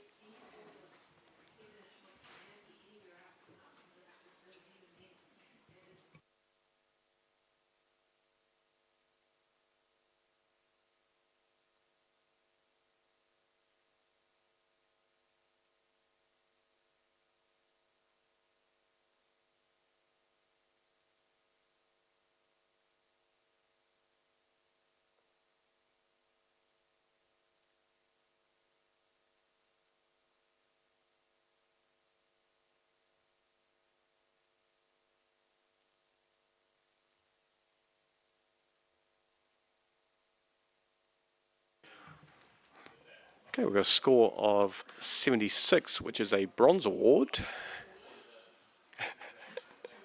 Chris, you'd like to I would love challenge to this? challenge this. Yes, please. I'm on 83. I'm on silver.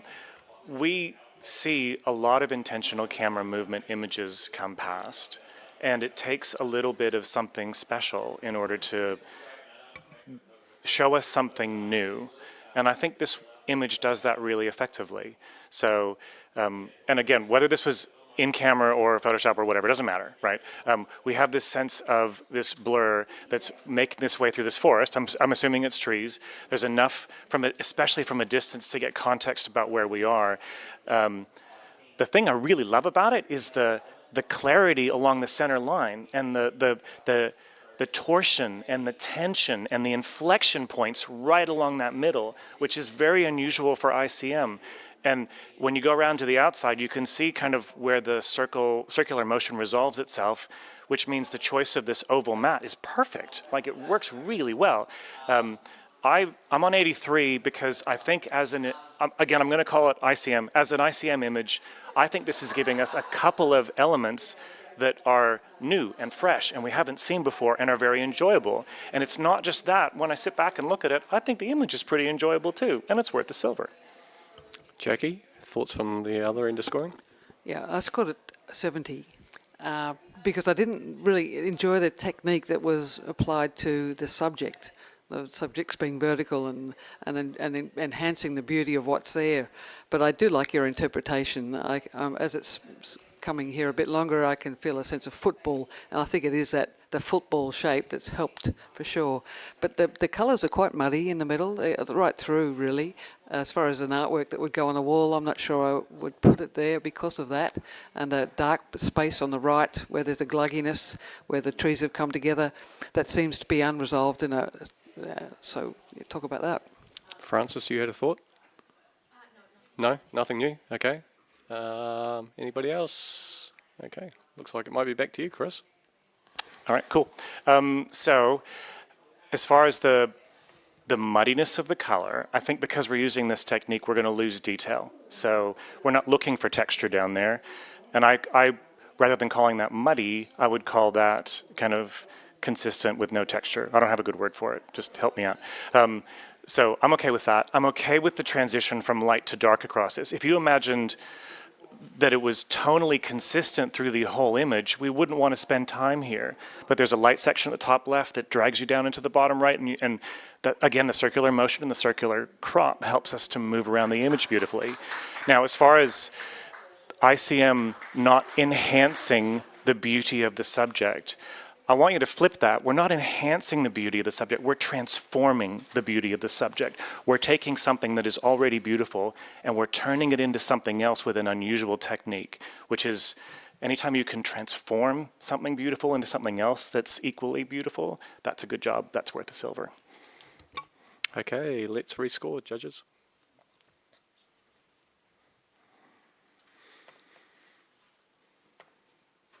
Okay, we've got a score of 78, bronze award. Okay, we're just going to do a quick judge change. Jackie, you can jump back out again for a short period of time. Rachel, if you can come in. And Simon, if you come in for Francis. Thank you. Oh, sorry. We'll just leave Francis in at the moment. You can just do a few more. And Catherine, you're going to need a break because you've been on since the start. And we're going to double down with the Aussies at the end there. Okay, so can Andy, if you jump down there briefly.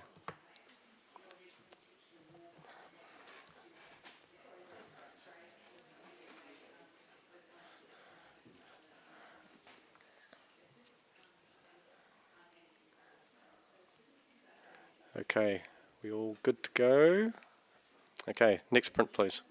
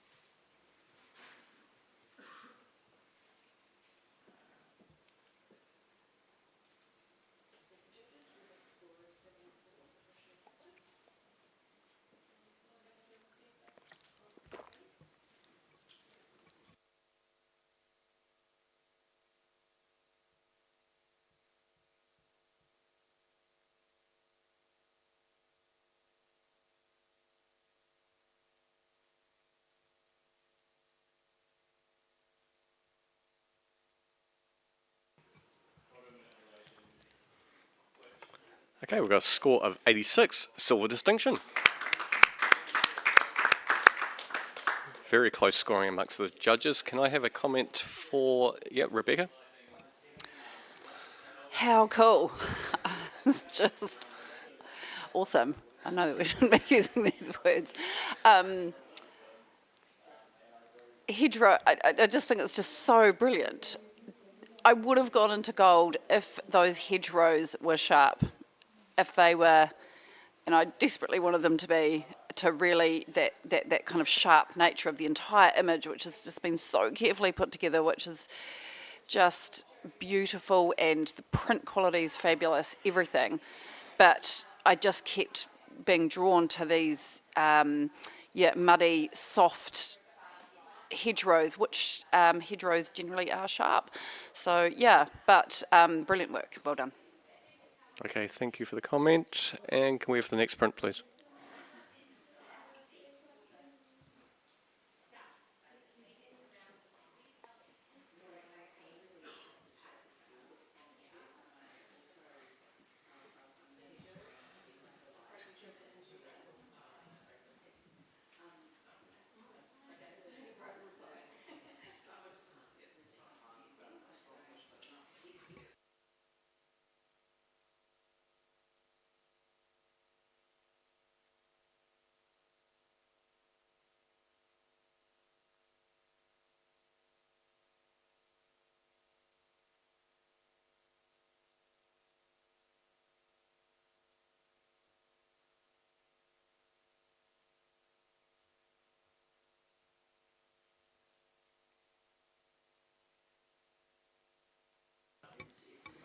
Okay, we've got a score of 80, which is a silver award. And can I have a comment for the photographer, Rachel? Yeah, congratulations on your award. I'm really enjoying the almost sickly gaseous atmospheric nature of the image, as if we were sort of taking a landscape on one of the gas giant planets. I find that quite successful. I did struggle with it at first, but really enjoying that. And loving the detail in the elephant rock. I guess for it to go into a higher scoring range for me, probably need a little bit more of a of some sort of a story or something. I think the rest of it's really successfully done. Okay, thank you for the feedback. And can we have the next print, please?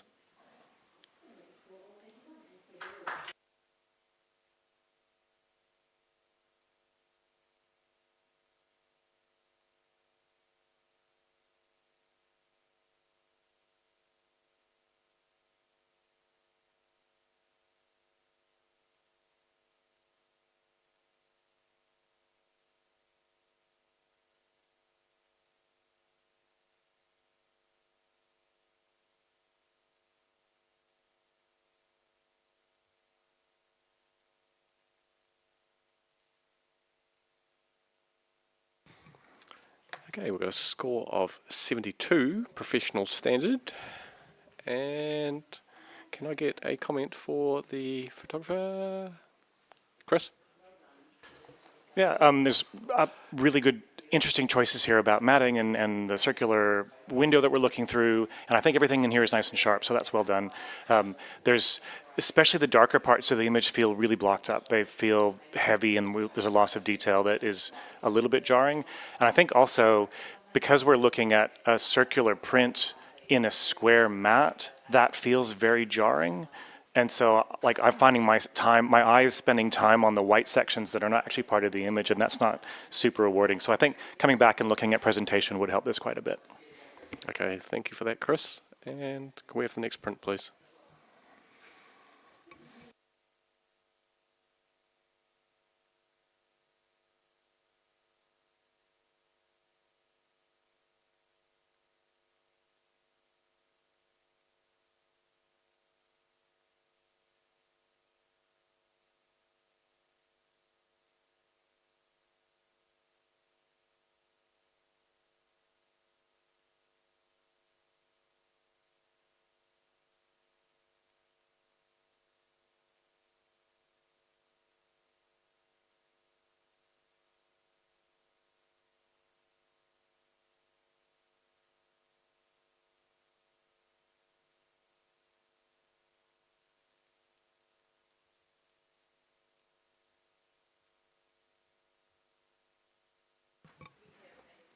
Okay, we've got a score of 76, which is a bronze award. Can I get a comment for the photographer, please? Yep, Rachel.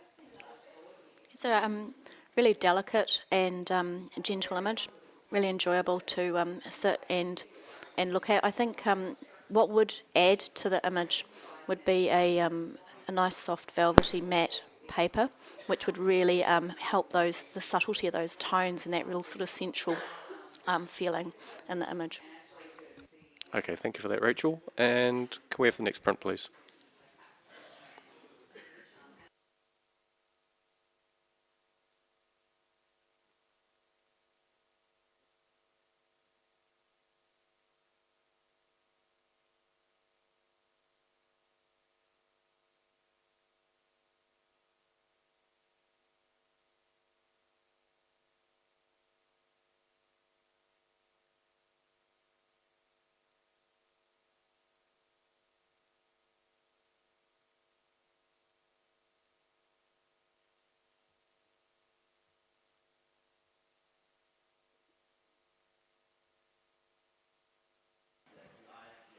Okay, we've got a score of 73, which is a professional standard. And can we get a comment for the photographer? Rebecca, I'm going to pick on you. You're in the middle of the group. I find this image actually really powerful, and I think it's a really strong professional capture. It almost feels like that boat has just come in and you're one step away from being hit by it when it's been shipwrecked. Vignetting, I find just a little bit harsh there, and yeah, perhaps just the treatment of it, and maybe a bit more of the environment, perhaps just to see where it is. Okay, thank you for that, Rebecca. We're just going to do a quick judge change, blank screen, please. And so, Francis, you can jump out. Simon, if you can come in. Chris, jump out. And Jackie, come on in.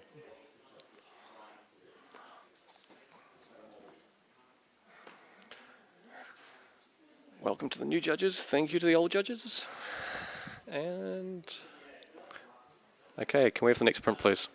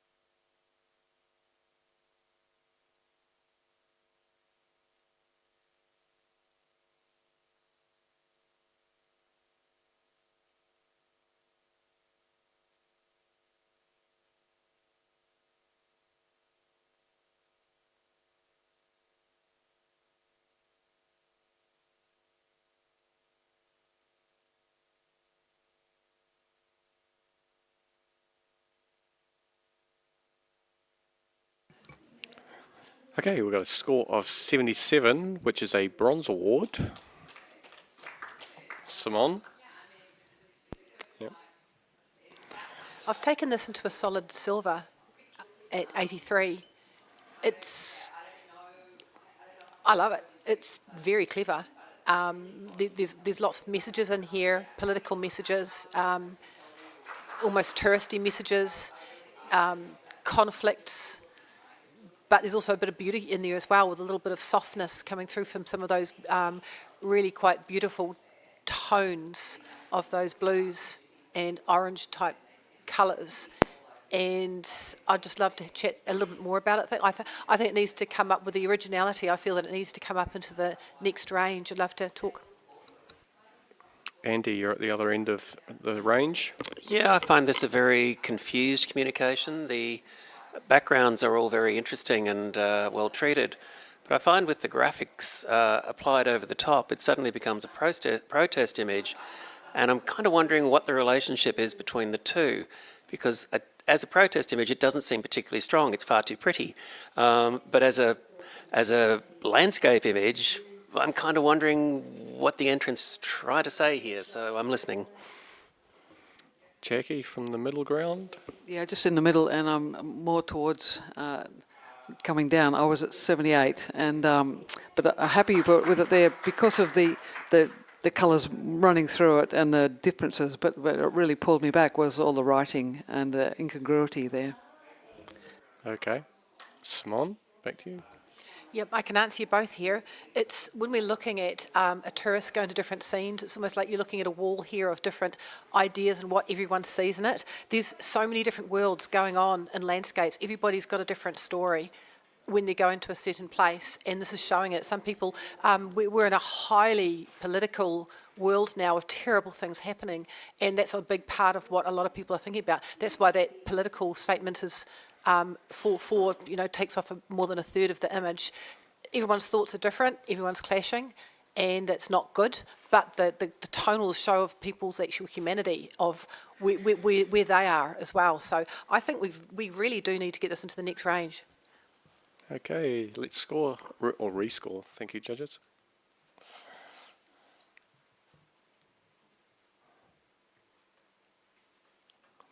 $77, Bronze Award. Okay, plenty of conversation. Thank you. So, next print, please.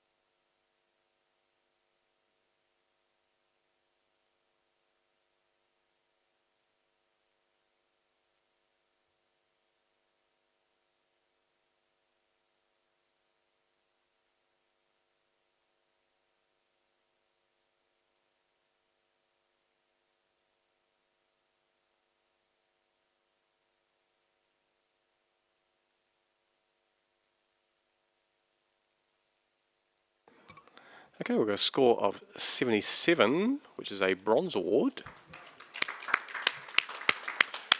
Okay, can we have a comment? Yeah, go. Yeah, I'll jump in and comment on this one if you like. I think that what's letting this image down is just the print quality. The blacks in the forest are a little bit heavy. The composition is strong, but the waterfall is sort of fighting a little bit for attention with the Milky Way in this case. So your eye is kind of drawn a little bit from one to the other. So a little bit more care in print quality and post-production would probably lift this up to the next level. Okay, thank you very much for that. Next print, please.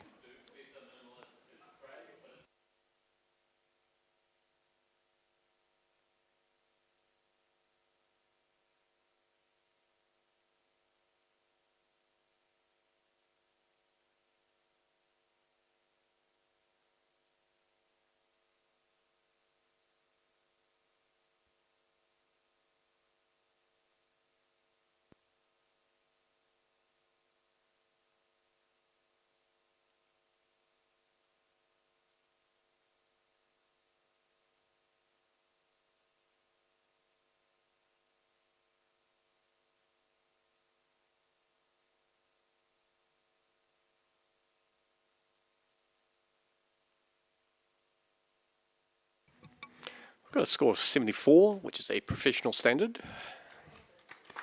And can we get a comment for the photographer, please? Yeah, okay, Simon. Well done on the pro standard. Absolutely beautiful scene that I think anyone in New Zealand would be really happy to have on their wall. Gives them a sense of beautiful calmness. I think to elevate the image, the crop, the matted, what do you call that fake mat when it's the oval? Sorry, the oval in the crop doesn't seem for me to match the rugged beauty of the mountains. I'm just wondering if you could maybe consider even like a normal crop there. I just can add to that. Yeah, please. Yep, If you decide to keep that crop, which to me is quite like a porthole on a ship or something, which would add to that reflection and water story, I would look at actually just matting hard to it rather than sitting it inside a rectangular mat window. Yep. Okay. Thank you for those constructive comments. Thank you. Next print, please.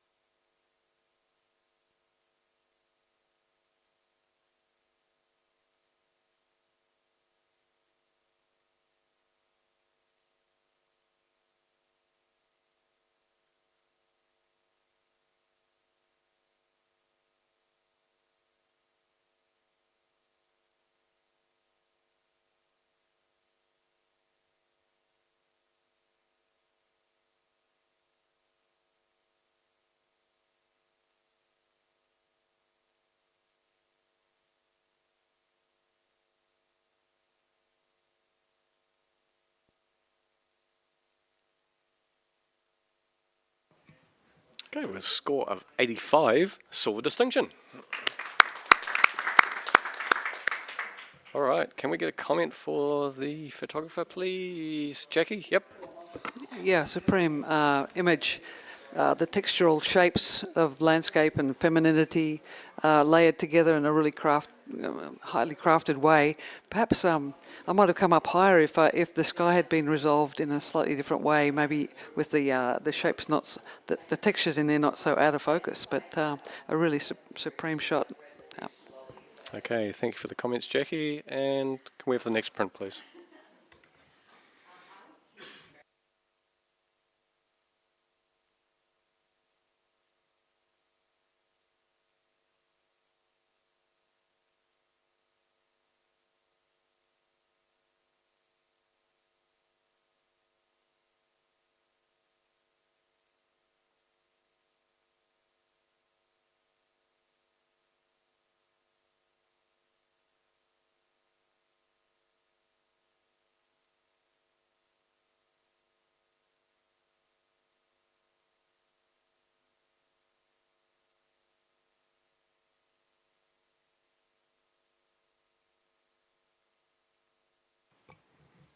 Okay, we've got a score of 79, which is a bronze award. Rachel, you'd like to challenge this? I put this in 86, silver distinction, and I actually had a little chuckle when I went up there. I'm enjoying the technique, I'm enjoying the palette, I'm enjoying the composition and everything. And just on the left, there's a little sign that says happy hour, and then you go through to the one sharp figure there, which is a sad little dog who's, everyone else is eating at the cafe, and he's not having a happy hour at all. He's got a real, I don't know, really. What's the word when you're all hunched over and really melancholic feel, thanks Simone, about him, and he's not having a happy hour, and it just, I don't know, it made me smile. There was a little bit of humour in that, and I snuck it into silver distinction.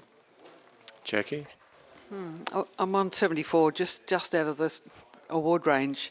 Because of the overt use of the words, I don't need many of those letters to know what I'm looking at, and it was that lack of subtlety in those areas that pulled me back. And the shape of the dog too, for me, they've all become too strong and too sort of overly worked and pulled through. I'm listening to you. Simone? I had this at a really strong silver, and I actually am completely happy with that score, and for the exact reasons of what both of you said, so I can't change my score from what you've both said. I'm with you both. Okay. All right. Back Okay, to you, Simone Rachel. can't change his score from a nice strong silver, and if no one else can see me in silver distinction, how about you come and join us in a nice strong silver? Just for that little bit of humour and narrative. Yeah. Okay, let's rescore.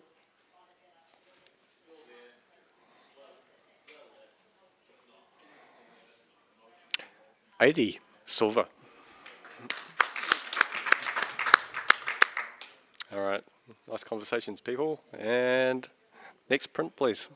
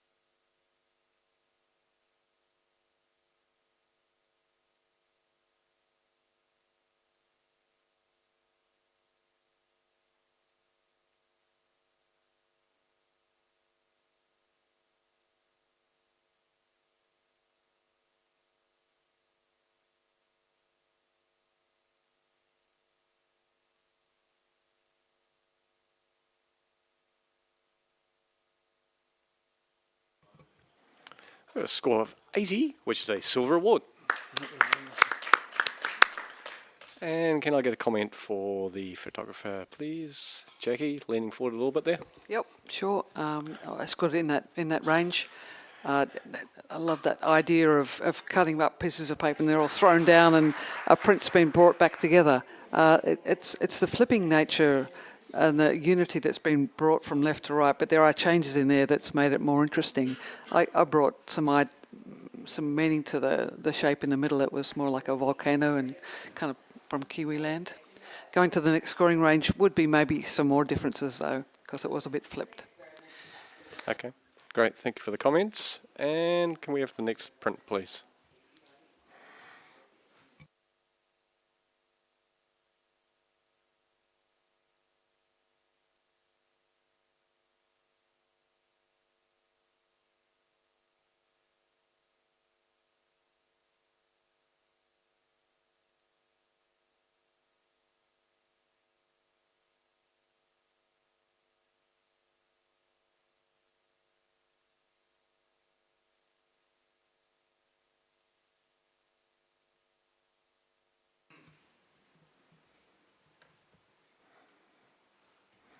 Okay, we've got a score of 79, which is a bronze award. Jackie, yep, sure. So I scored at 83.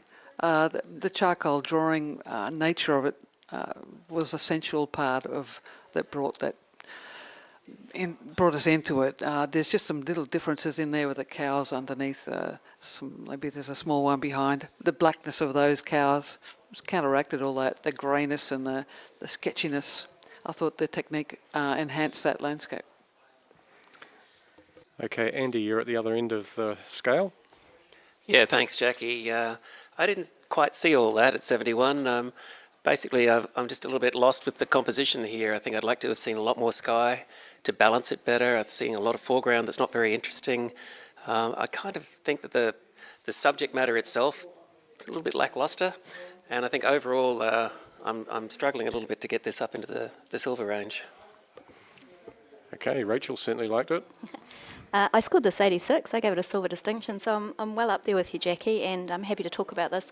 I'm actually really enjoying that sort of negative space down the bottom because it adds to the sort of subtlety and calm and sort of sketchy nature of the image. I'm really enjoying the grittiness, the grain throughout, and just a really subtle motion rather than a really heavy blur. It's just really calming and relaxing, and I'm very happy for it to be in silver or silver distinction. Okay, back to you, Jackie. Yeah, so just bringing it back, it is, I think that you said that calming and relaxing, the texture that's in there from that foreground is, there's something beautiful about it. Maybe it's a feminine kind of thing, I don't know. But that's all I can say, that's the difference between you and me, for sure. 83. Okay, let's rescore.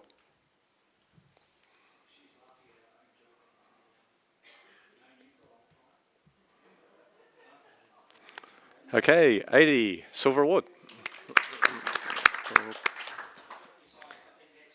Okay, thank you, judges. And can we have the next print, please?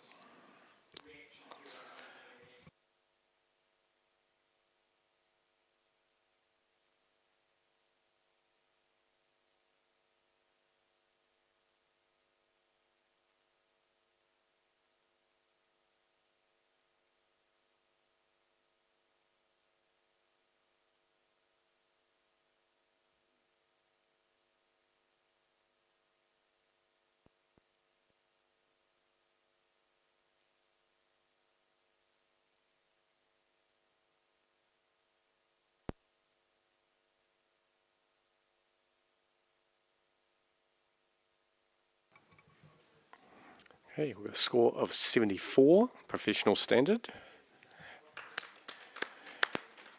And can I get a comment for the photographer, please? From... Okay.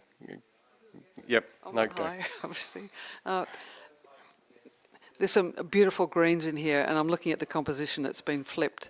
But unfortunately, there's not enough sort of going on in the background to bring it all together as one. Perhaps bringing out a bit more detail there, and the flipping the image needs to have a reason, and it's not really taking us somewhere new, I believe. Okay, thank you for the comments, Jackie. And can we have the next print, please?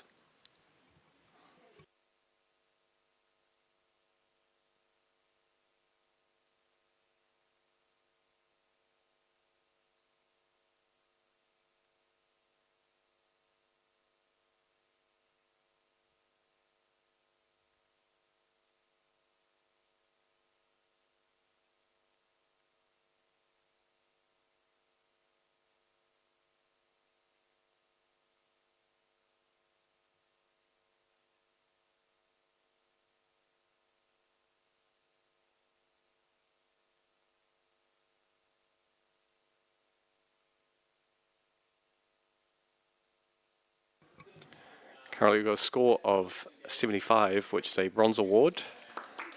But Jackie? Yeah, I scored this 86.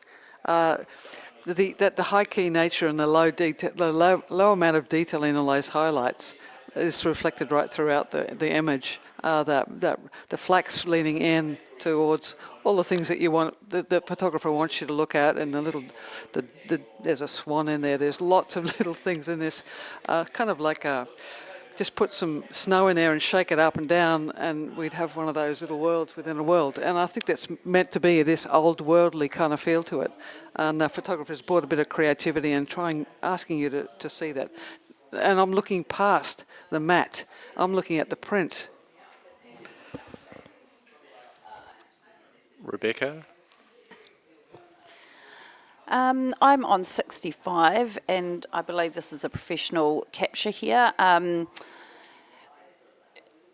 a professional photographer, to have completely no detail in the whites and that flax and that foreground that is just so dominant, probably just can't get past that. It's a really delicate image, and the colours are beautiful. I see what you're saying, Jackie, about the snow globe thing, and I think that will lift it a little bit there for me. But again, the matte's not. I'm sort of coming out of it because the matte's actually not to the edge of the image. It's sort of square with this round conflicting.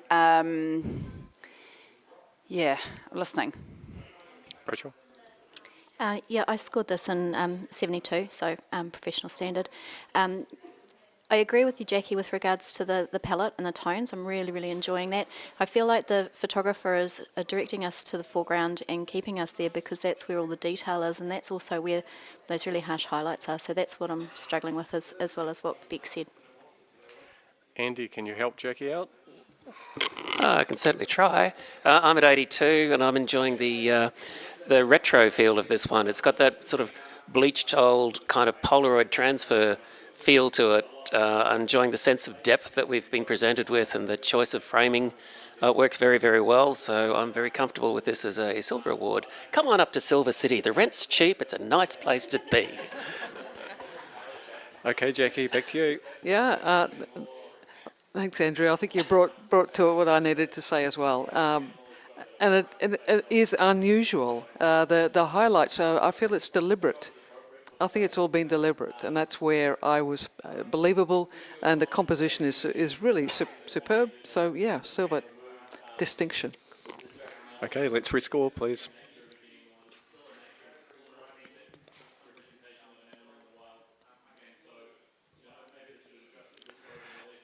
$77, bronze award.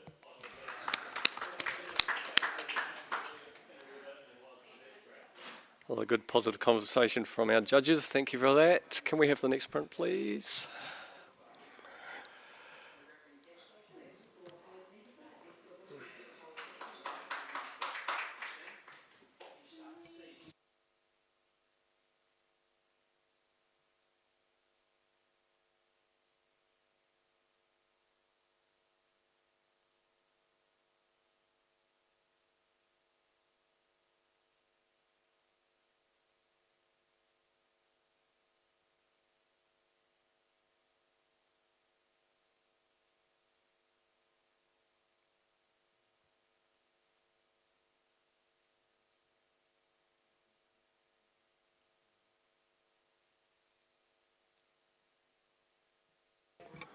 Okay, we got a score of 77, which is a bronze award. Can we get a comment for the photographer looking along the line, Jackie? Or Okay. yep. I'm just here again, and it's a great astro shot. Lovely seeing that sky and the mountains in the background. But the foreground on of the rocky part could have been dealt with in other ways in this category, and I think it would have elevated it to a next scoring range. Okay, thank you for that, Jackie. Can we have the next print, please?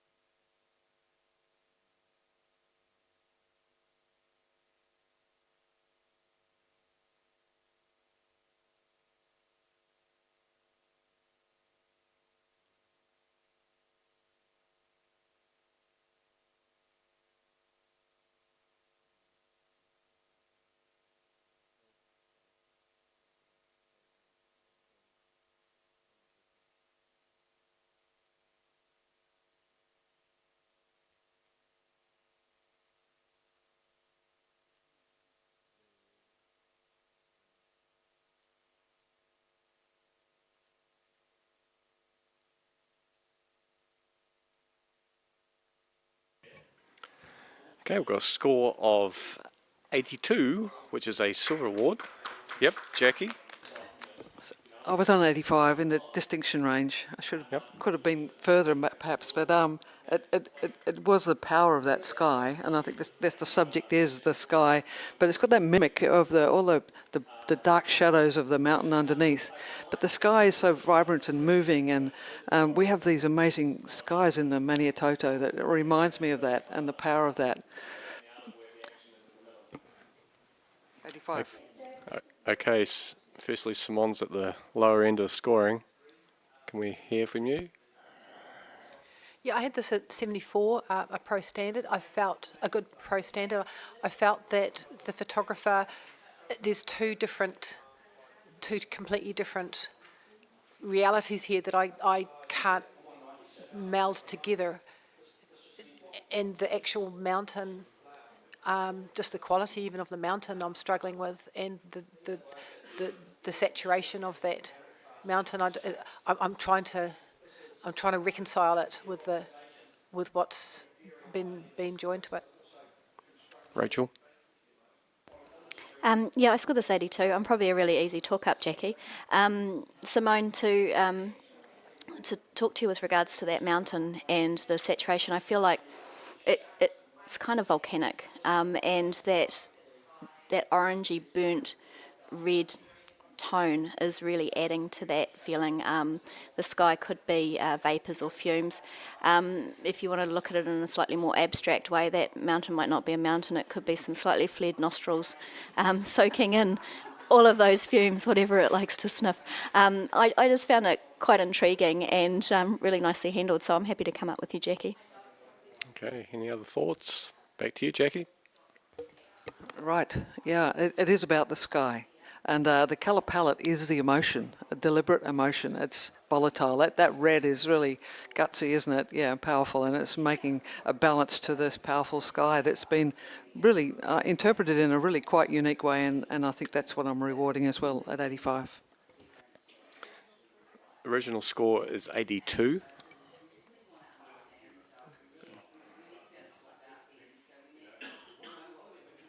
Okay, 86, silver distinction. Okay, nice conversations there. Hold on. We're just going to do a judge change team. Okay, so stand by. We just need to push this button first.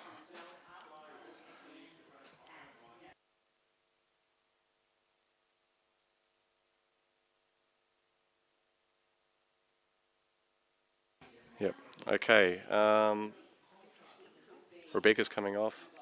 Catherine's coming on. Yep. And we're just going to sit with that at the moment. Yep. Okay, we're all good. Yeah. Okay, can we have the next print, please?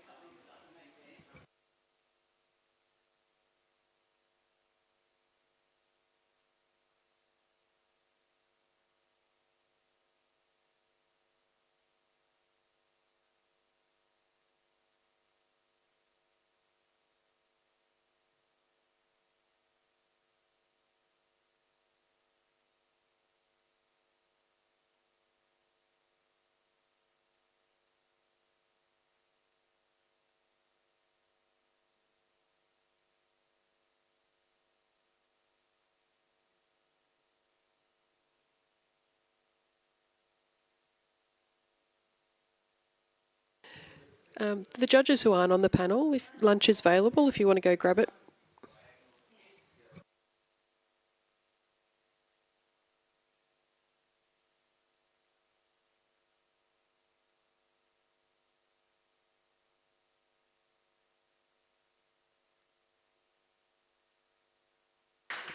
And we have an initial score of 78, a bronze award, but we are definitely going to be talking about this. Simone, you're sitting on 90. Yeah, this, when I saw it in the run through, I was like, ooh, want to see that. But then I saw the print and I was like, I'm so pleased I'm on the panel here. Just the sense of history in this image with the, I think it's like a Maori pa, little house there, and the Kiwiana of the bush, the deep bush that you could think you could go back 100 years and or whatever. The tones of I feel like I'm in the bush now in the deepest part of New Zealand, and that sense that ICM that's been used works really well. It gives us a sense of time. The darkness of how cold it would be, with no central heating back then or anything like that. This is what the way one's lived for a very long time, and I adore it.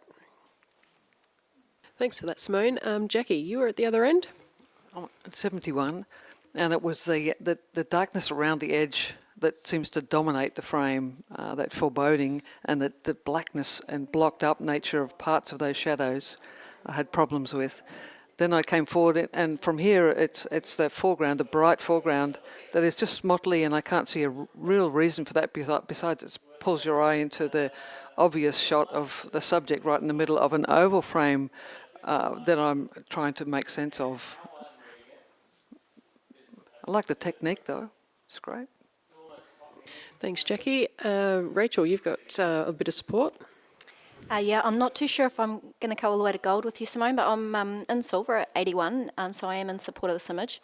So what I got from it sort of made me think of the Tarawera eruption and the earthquakes and the volcanic eruption and the pink and white terraces that were destroyed. So that I sort of put all of that together. I spent quite a bit of time in the buried village as a kid, and I sort of did get that sort of old historic. I don't necessarily think that it is a traditional whare or house, but I do think that there is a modern take on perhaps what it might have been like in those times, and that's what I'm getting from it. So I gave it a silver. I quite like it in silver, but I'm listening. Thanks, Rachel. Simone, right of reply.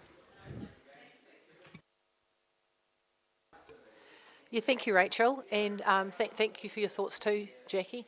I've also, I think, funnily enough, that we're both Bay of Plenty girls, Te Puke, we've both spent quite a bit of time in the same areas, and I remember like that, even that whole, where the pink and white terraces were and the whole Tarawera area is, it's got a feeling, like if you spend a week in there in the bush, you start to almost feel spooked, and I don't know why, especially down by the foreshore of like, yeah, it's a feeling there, and that's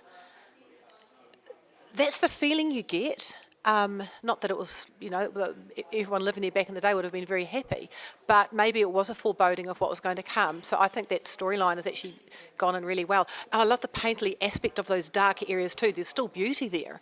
But there is darkness. I'd really, if you can't make it to gold, please come into distinction, especially with that area of that hope and light which is bringing you into that area where humanity is and where we all want to be. Thanks, Simone. Judges, please rescore.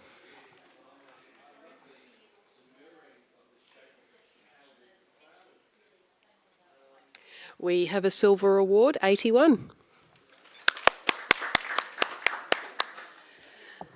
Thank you, judges. Can I have the next print, please?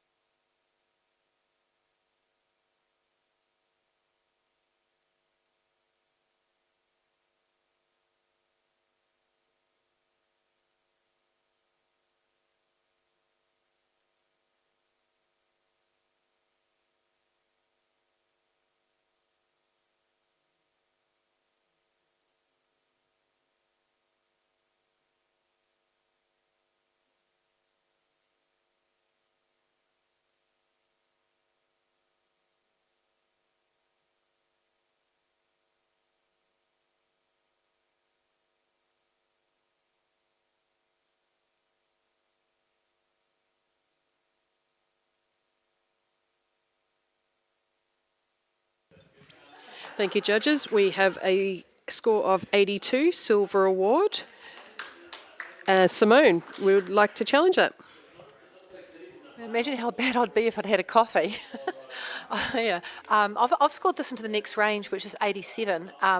This whole treatment, look at what's happening with that central figure and the crossroads of confusion where he's going to go, and he's actually looking. He's stopped. He's going, where am I going to be? What am I going to do? Which place am I going to get to? It's got a feeling of confusion there with those crossroads coming right into where his figure is. It's very clever with the light. The tonal range is absolutely beautiful. Those deep pastels are just lovely. So I think the next scoring range would be very much appreciated by me. Thank you, Simone. Can I actually hear from Andy? You're down the other end. Yeah, I'm at 73 on this one. I'm listening to Simone. I like your interpretation of the confusion there. I think that's very helpful. I'm a little bit feeling that this image looks a little bit muddy and murky to me, and maybe I'm talking myself up a little bit here because kind of going with you a little bit on that feeling of confusion. I don't know. I need to listen to some more. Thank you, Andy. Can I hear from somebody in the middle? Rachel? Yeah. Yeah, I gave this 83, a strong silver. I actually really like the tones, just in response to Andy. I find it sort of gives it a sort of historic or otherworldly sort of old times feel, and I'm really enjoying that because there's nothing really in the image that's showing me anything modern. And so, yeah, I'm enjoying that. I still need talking into this distinction range a bit more, Simone. I am a little bit distracted by that sort of magenta streak on the left calf. That tone coming through there sort of drags me away from the rest of the charming palette.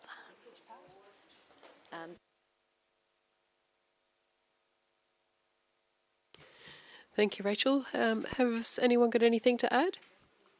Okay, Simone, when you're ready. You shouldn't be distracted by the red light. That's the red light district part of his world going on. And that's a little part of it. He's trying to kick away because he's got that little bit of temptation there he doesn't want that. He's got that confusion going on. He wants to go to a cafe and be a good boy. So let's just let that problem solved as long as he just keeps that bad sinful thought out of his head. I really love that. You called it muddiness. It's not. I love it. Well, for me, it's not. It's a beautiful, soft, deep. Yeah, thank you.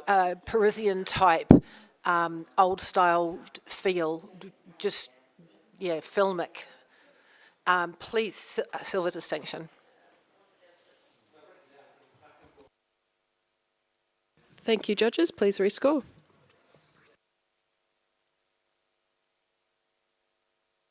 And we have gone up to 84, silver award. 82.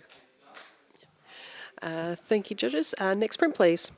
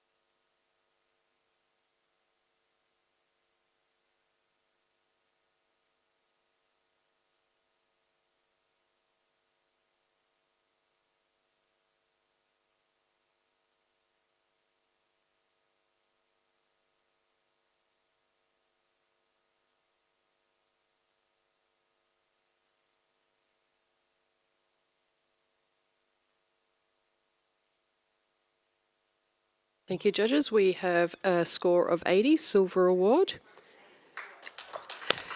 Congratulations to the photographer. And can we have a comment from Catherine? Sure. Congratulations on your silver. This is a really brave entry. Really interesting choice to bring in the bright colours at the end and in the centre there. I think to improve it, I'm getting very much stuck on the white highlight area, and because there's 3 images in a row with that, my eye just keeps heading up there, and it's taking me away. You've got a lovely flow on the right of the horizon line coming in there, but then I'm going whoop up into the white there. Thank you so much, Catherine. Next print, please.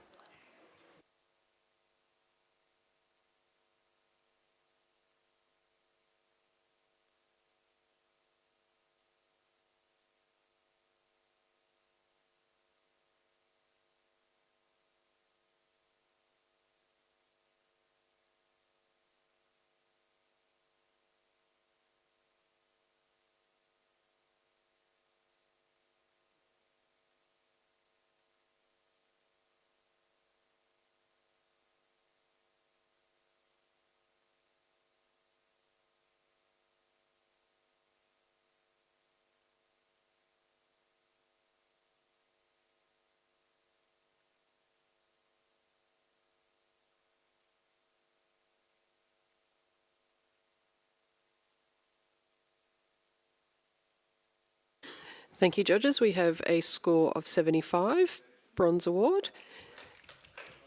Congratulations to the photographer. Andy, would you like to comment for the photographer, please? By all means. I think this image is just a little confusing. It's overall got a great concept behind it, and there's a lot of repetition happening in there, but I'm kind of drawn beyond this central focal point towards the extremes of the image, and I think my eye wants to sort of keep coming back and resting there, but unfortunately it's being drawn and sort of betwixt and between. So maybe we could just look at perhaps some post-production to darken down those outside areas and focus on, I guess, where the eye is intended to go. Can I just have a blank screen for a moment? Jackie, can you take a break, please? And Francis, can you join us again?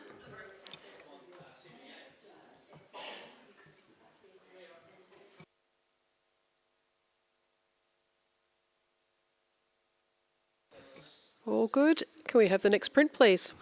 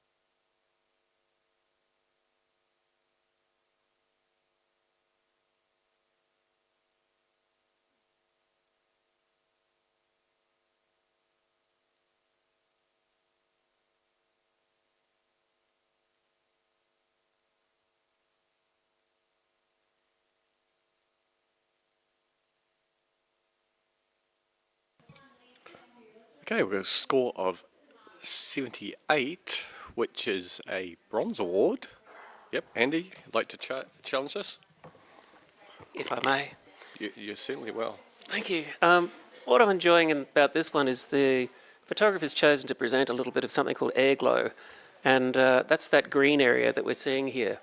It's not something that, as a phenomenon, we see easily captured or every day.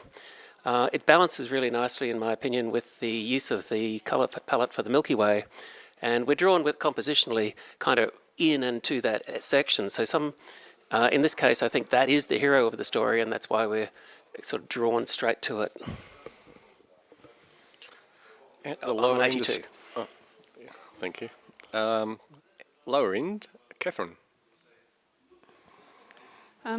Thanks, Andy, for that explanation of the air glow. I did not know that. I gave this a 73.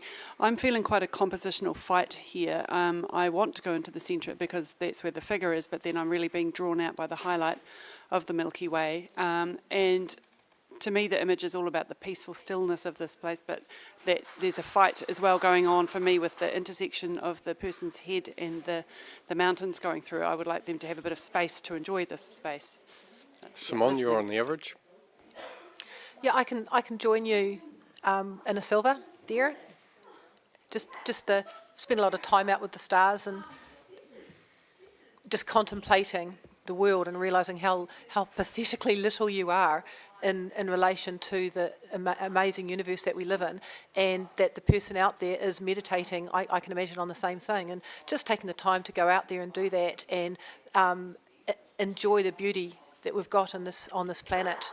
A little bit of down the very bottom of where the pier is, a little bit of roundness distortion. I'm not sure what you call it, because we know the wood planks are normally straight. That probably just was the only thing that pulled me back into that bronze, but for all the other reasons I'm happy to head silver. Okay. Any thoughts, Francis? Seems you're up with... Yes, look, I'm on 81 as well, and I don't have much to add, but what I have to add is it's the absolute perfect situation, stargazing. Where else would you like to be? I think the subject in the foreground works really well with the background. It's a well-rounded image, and that's where you want to be if you want to go and see the stars. Okay, Andy, back to you. Thanks, folks, for the support there. There's also a little bit of what we call the Akira Fuji effect in the sky, which is that from where there's a bit of thin high cloud, and it's created that slight softening of the stars, and it creates a little bit more of a dreamlike quality in this image. I think that perhaps goes with the focal point being the person sitting there isolated, taking it all in. So come on up to Silver City, folks. Okay, let's rescore.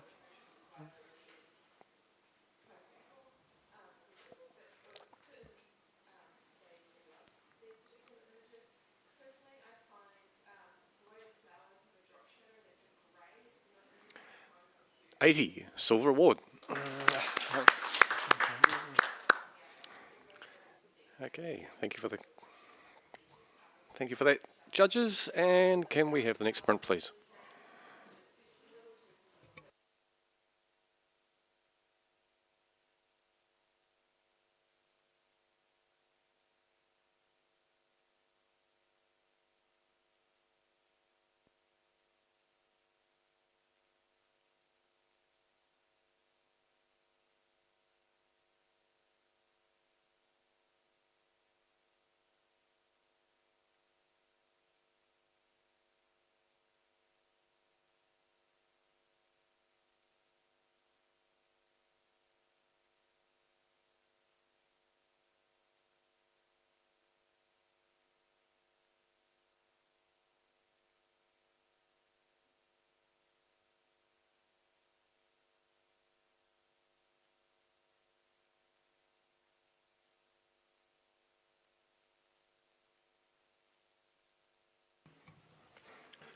Got a score of 80, which is a silver award. And can I have a comment for the photographer, please? And Rachel, you looked at me at the wrong time. I'm really enjoying the representation here of what could be maybe a mantid wearing a fancy toupee. Yeah, I actually am not sure what I can say to elevate the image into the next scoring range. I'm enjoying the details, and when you go in there, there's little swept like almost eyelashes and stuff like that coming through. I like that extra sort of almost the hands on the chin coming down, and the paler tones. If anyone's got something else that will elevate it that they can add, I'd love to hear it. A couple of people jump in. I just thought, just briefly, the very bright in there could have maybe a little bit of gold from those blacks could have been slowly just introduced a tiny bit to help meld the darks with a little bit more golds into those dark tones. Would have been amazing too to see. Okay, thank you for the comments. And can we have the next print, please?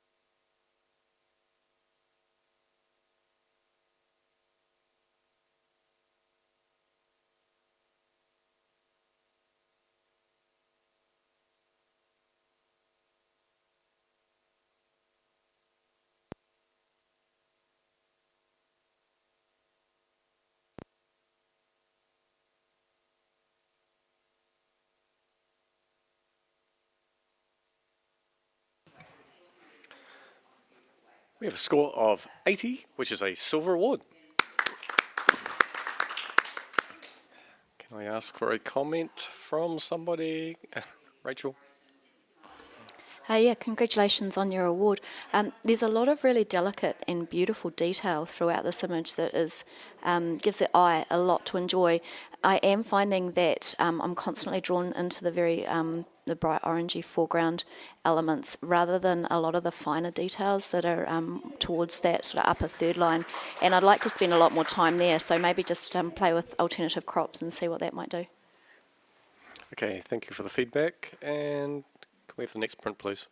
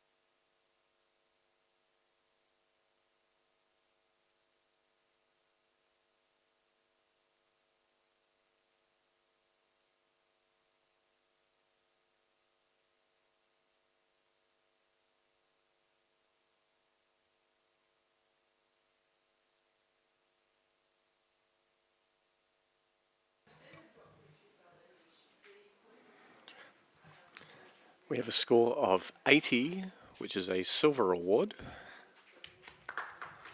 But Rachel would like to challenge this.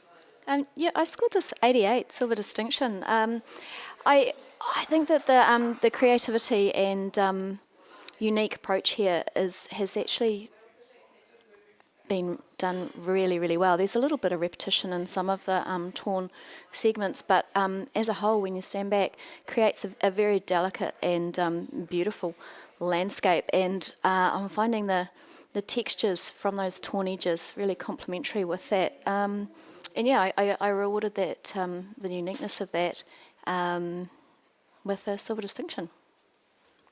Simone, you were down the other end of the scoring. Yeah, I was excited when I saw it in the run-through, and then I went up to the print, and I was at 75, a bronze. When I went up to the print, I was really impressed by the ripping of the pages and the way they've done the actual print there and the way they've placed it. I think what let me down was the sky, that I felt it just like a muddy tone that in the print that I struggled with, and the reality of, I know the photographers done a beautiful job of melding those joins the best they can to meet the other part of the landscape, but the second one in, when you've got that little blob there in a creative category, they could have taken that out and that would have helped. I couldn't get into a silver, sorry. Francis. Yep, Francis. I'm on 81. I did enjoy that. I did enjoy that three-dimensionality caused by the tones of the dark and lighter areas, but also of the technique, how the paper has been used. So I really enjoyed that. I'm just not quite sure to go up higher because I don't know really where to rest my eyes on. I don't see a strong narrative. So if you could talk to me a little bit about that, I'd be possibly able to come a bit higher. Okay, Rachel. Yeah, thanks, guys. I love that you were impressed, Simone. We're going to impress you all the way up into silver. So I didn't even notice that little blob. Didn't bother me whatsoever. I was really enjoying the journey throughout the scene. I don't find the sky muddy at all. I think it's a lovely, delicate blend of different grey tones, and I find them quite clean. So I'm not having any problem with that either. I'm really enjoying the beauty for beauty's sake rather than needing a story anywhere here, and the uniqueness of the presentation, and that's why I've put it into silver distinction and not gold. Okay, let's rescore, judges.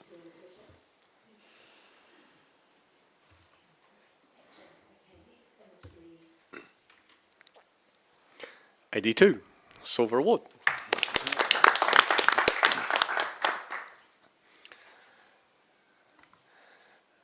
Okay, thank you, judges, for the comments. And can we have the next print, please?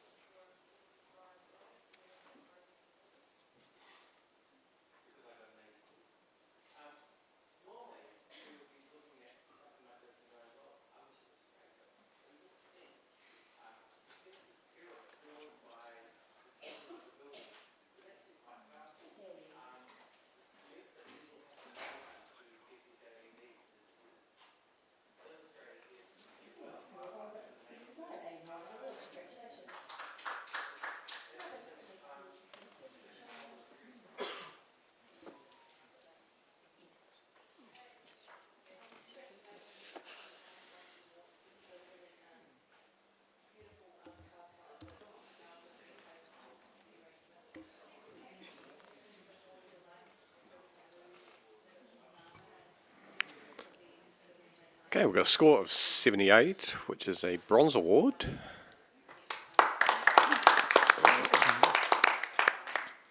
And, yep, okay, Catherine, a comment from... Congratulations on your bronze. Beautiful colour palette here and that gorgeous band of the deep red bridge going through. I think, to me, all the beauty is in that area there when you've got the little figure coming over the bridge. Down the bottom, I'm not sure that's adding anything to it. I would crop up and then you get rid of the distraction of the little blob of bush right at the bottom there. But yeah, well done on your award. Okay, thank you, Catherine, for the feedback. And can we have the next print, please?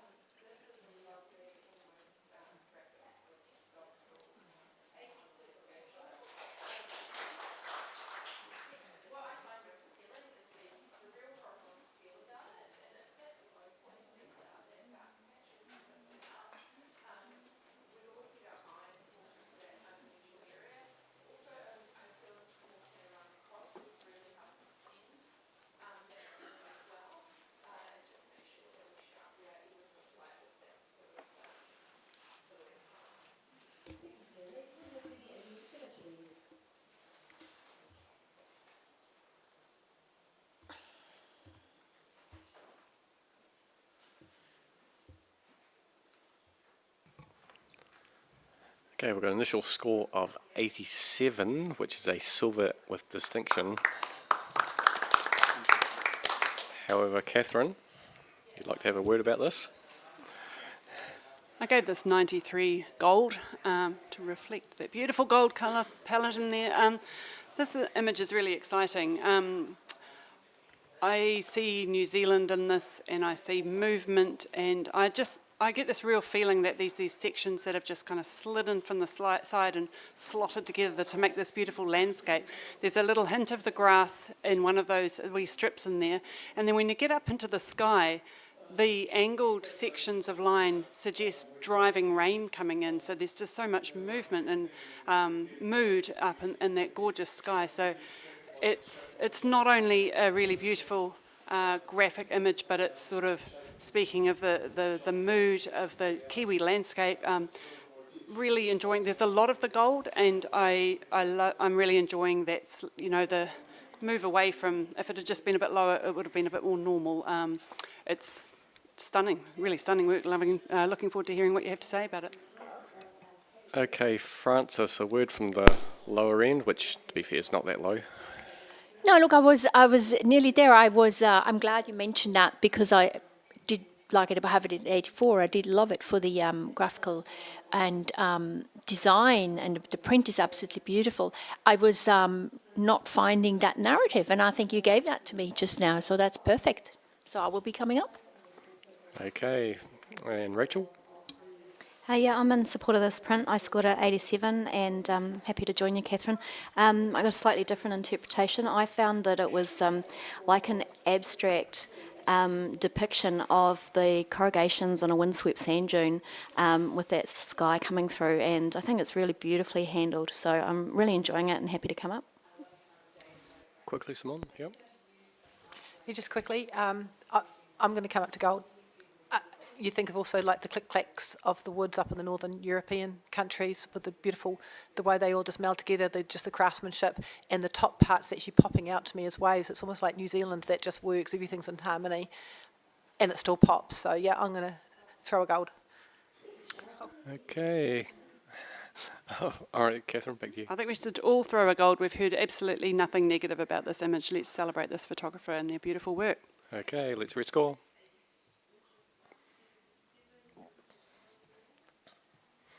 $91, gold award.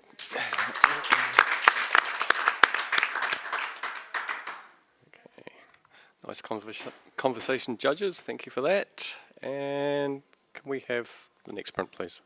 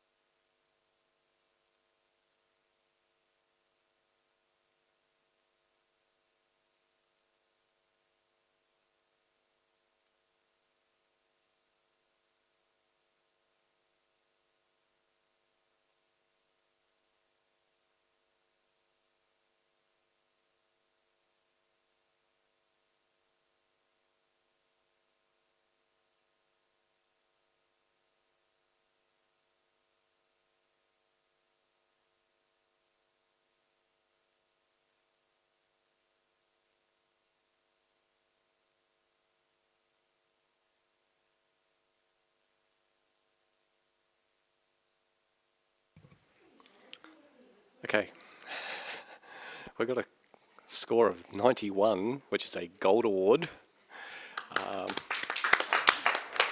Hi. Can I challenge that?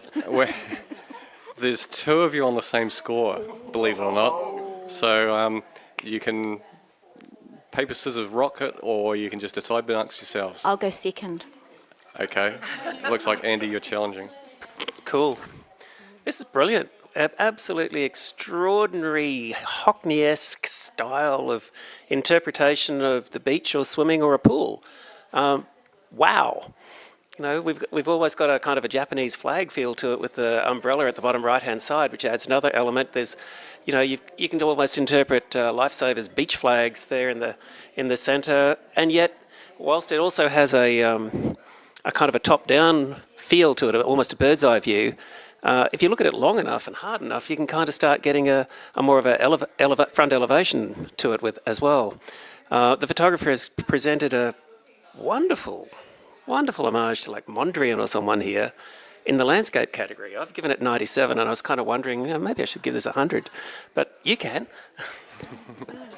Simone, at the other end of the scale. Well, I thought I was being brave and I was working up my argument. I scored 85, and I'm absolutely jumping 10 at least. So I'm going straight to GD. Beach Boys, California, all sorts of the Japan thing I can see there too. Just you guys just keep talking. Catherine, a word from the middle. No, nothing to add. Yeah, okay. Francis, before. Yes, look, I was on 87 and I'm definitely coming up. And I actually underscored that because I went up and I thought, oh my goodness, this is amazing. And I saw all these things. I saw all the pools, different pools. I thought, no, I need to calm down. I'm going overboard. But actually I'm not. So I'm glad to hear that. And I definitely come up. Okay, Rachel. Okay, the only question really is how high, and I know we can go pretty high because we've seen it happen. So yeah, I'm loving the crispness. It's clean, it's innovative. That aerial aspect of the beachside hotel with the swimming pool, and you know everything is just working here. You just don't see this in a representation of a landscape very often, especially because the elements, while some of them can be seen in the landscape, a lot of them are quite unique and being pulled from other places. It's beautifully printed, it's immaculately presented. I think that the only question that I have is that I really want you guys to surprise me with just how high you can go with this. Okay, Andy, for the wind-up.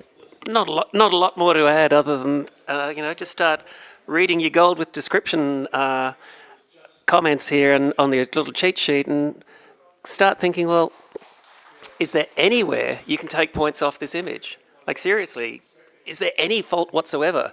So you start at 100. Okay, judges, let's rescore.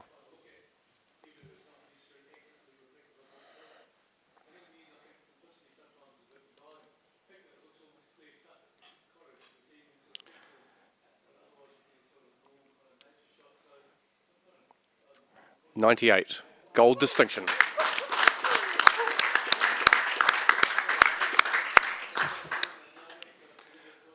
All right. Well done to the photographer for that one. Thank you for our judges for all their thoughtful talking. Now we're just going to do a little judge change. Nothing to do with that. It was already pre-planned. So Andy, you're going to take a break, and Janine, if you can come in, and Simon, if you can take a break, and Chris, come on in.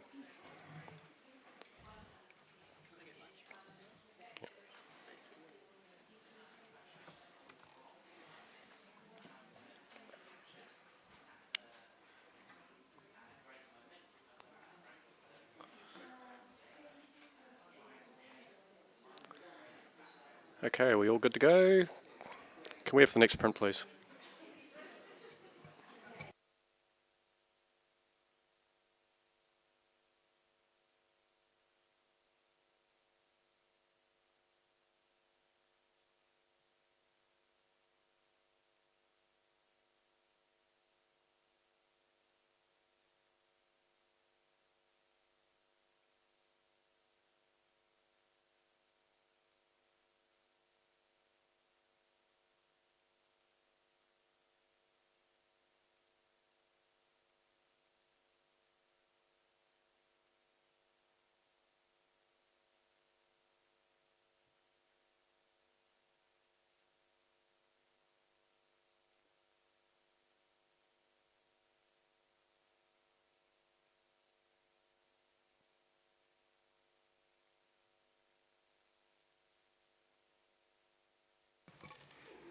Okay, we've got a score of 77, which is a bronze award. And can I get a comment for the photographer, please? Chris. Well done on the bronze. I think there's a really good balance here between the top half and the bottom half of this. Like they're not fighting; they are complementing. I felt that perhaps there was some burning down of the trees towards the horizon line and at the top that made that transition a little less comfortable than it could be. So I think some refinement of that would have pushed us a little higher. Okay, thank you for that feedback, Chris. And can we have the next print, please?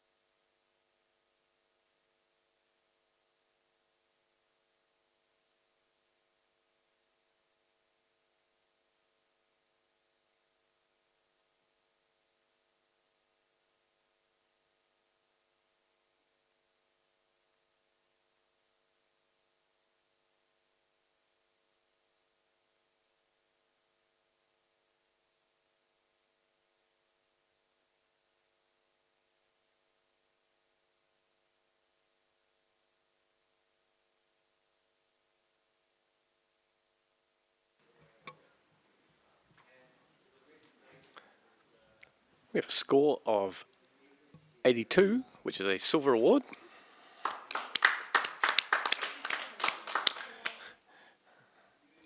Francis, are you Challenging.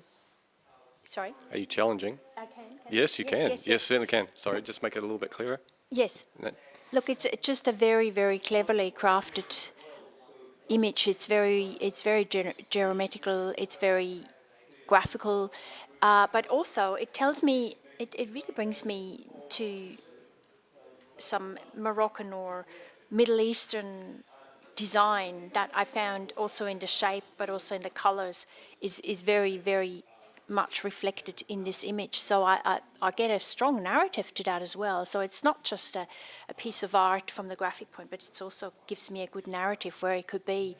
So just have another look, and I think it's deserving a silver distinction, definitely. Catherine, at the other end of scoring. I gave this a 77 bronze. I wanted to award the creativity here, creating this kind of interesting shape. I sort of see some like Space Invaders kind of shape going on here. And the use of the drop shadow to make the whole shape pop forward is really interesting. Moroccan idea is interesting too. I'm glad to hear that someone else is seeing something different in this. So yeah, I'm happy to come up to silver. I'm not seeing a strong enough narrative that would take me into distinction. It feels a little technique driven to me. Chris, any thoughts from the middle range? I was on 83, so right in the middle on silver distinction. Or sorry, silver. Good. I liked the way each of the tiles felt fractal. Like there was a real fractal feeling about the different, the greenery that's in there, and it felt like. Yes, there's a lot of repetition in those tiles, and at first I was kind of looking around for, can I find subtle differences, and I don't think they were there, and I think that's okay. But some of them felt like they were transforms of one another. They were like a different moment in time if it was animated. There's something animated about this, with the center having that kind of that swirly thing in the middle. The two things that maybe kept me in silver was the center feeling a little bit disjointed and a little bit less organic than everything else, and actually the drop shadow. And I'm really conflicted about that. Like it feels less. I understand its purpose, and I think it's been successful, and I can't figure out how I feel about it. So maybe we could chat about that some more. Okay. Any other thoughts? No. Okay. Front. Yeah? No? Okay, Francis, back to you.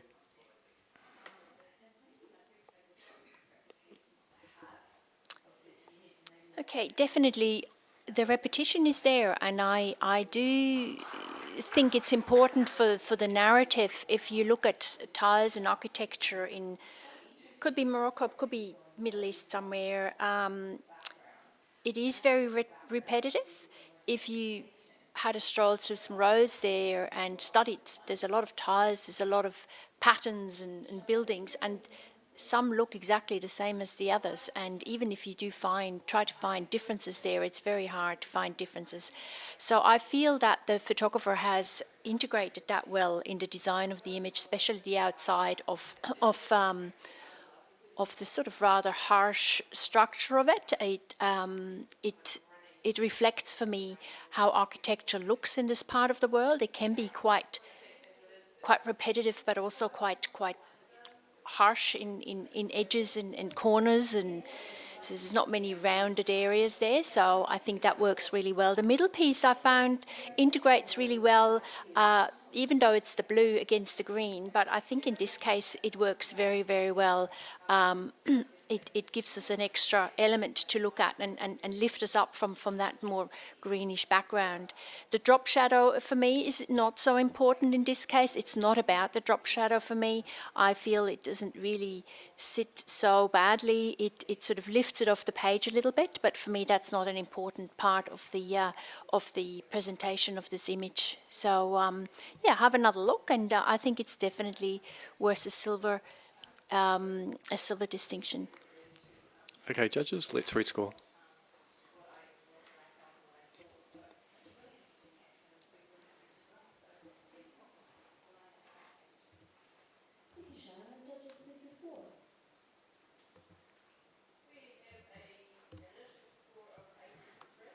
Score of 84, silver award. Rightio, just before we go any further, Rachel, if you can take a break, and Jackie, come on in.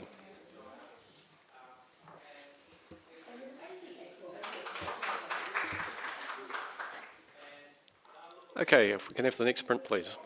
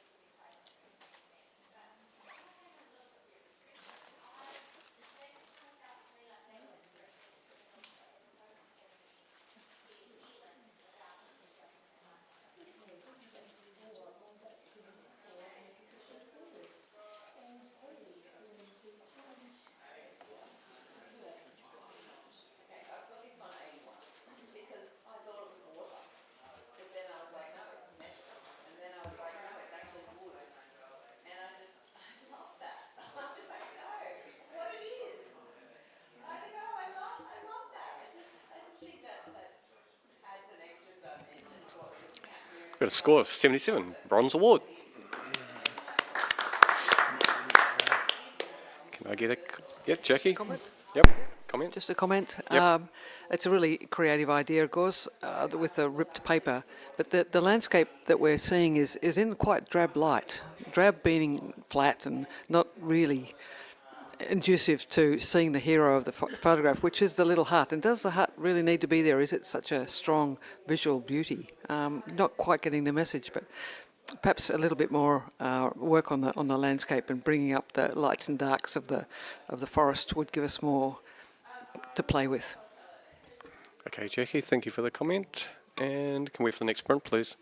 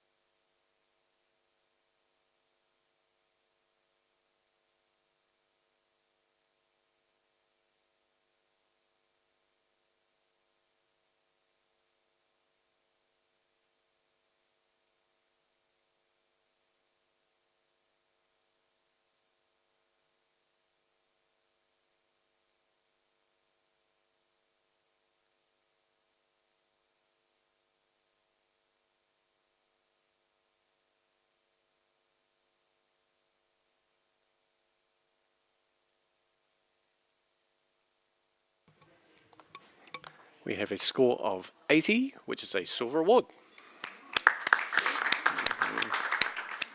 Can I get a comment for the photographer looking along the line? I got Janine, yep, sure.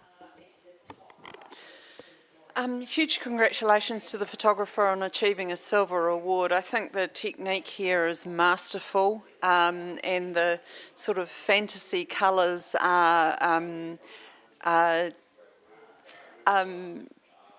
do add to the story, but I would really I urge the photographer to maybe consider a different treatment, and I almost wonder whether this could be very strong in a monochromatic treatment. But I also am very much enjoying this sort of perching tree on top of the island, so well done. Okay, thank you for the feedback. And can we have the next print, please?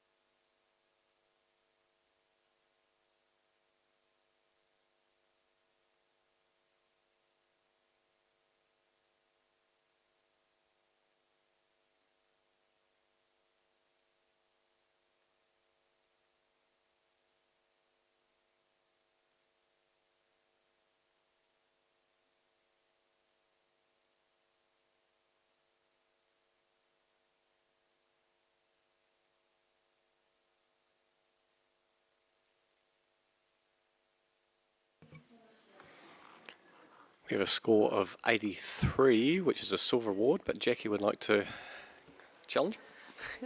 I scored this 88, silver distinction.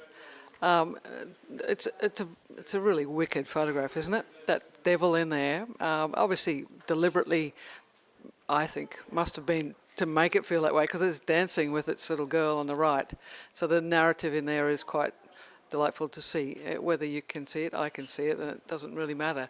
But there's a sense of yin-yang. Perhaps I would have gone higher if there was a little bit more space around it. But I went there for that extra added bit of narrative and push. Janine, thoughts from the lower end of the scoring? So I was at 78, and I guess I didn't quite see that narrative, Jackie, but the one that I was picking up really strongly was blood in arteries versus veins, and seeing a real biological kind of narrative here. From that point of view, I felt like it just didn't quite hit the mark. I thought there's another picture within the picture here to actually really convey that narrative. And so that is why I felt really comfortable in the bronze range. But I am certainly listening. Chris? I'm on 83, so bang in the middle. Saw the devil right away. And I think that's like Paradoli is doing excellent work for us there. And using the red, really good choice, because we look for ways to differentiate one image from another, and that's really good. I didn't see the girl the devil was dancing with. I think now I see nature. So it's less about a thing, and it's less about a presence and more about nature as a whole. And I don't mind that. Because we're already kind of playing with reality right now, I found the lightness of the area on the outside was at odds with the darkness of the narrative of the devil dancing with someone. We can do anything we want in this category, and I feel like if the choice had been to push those grays down to be darker or something to give it more drama, this is like if it is the devil dancing with something, it's inherently full of drama, and I don't think the rest of the image kind of speaks to that. Now, maybe my read is not what's intended, and I'm a bit off, but that's kind of where I'm sitting on 83. Okay, Jackie, back to you. Yeah, everybody's opinion is valid, and I take all that on board, and I think we should just rescore. Okay, let's rescore, judges.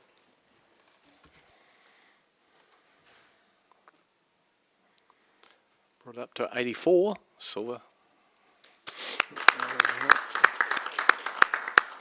That's our last print.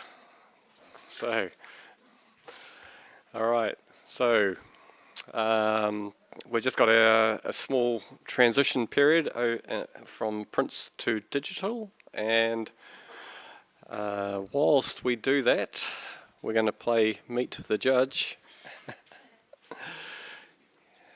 So we'll just have each judge introduce themselves, so the people out and the people that are in the room and people that are out online know who's actually judging the work. All right, so we'll start with Chris.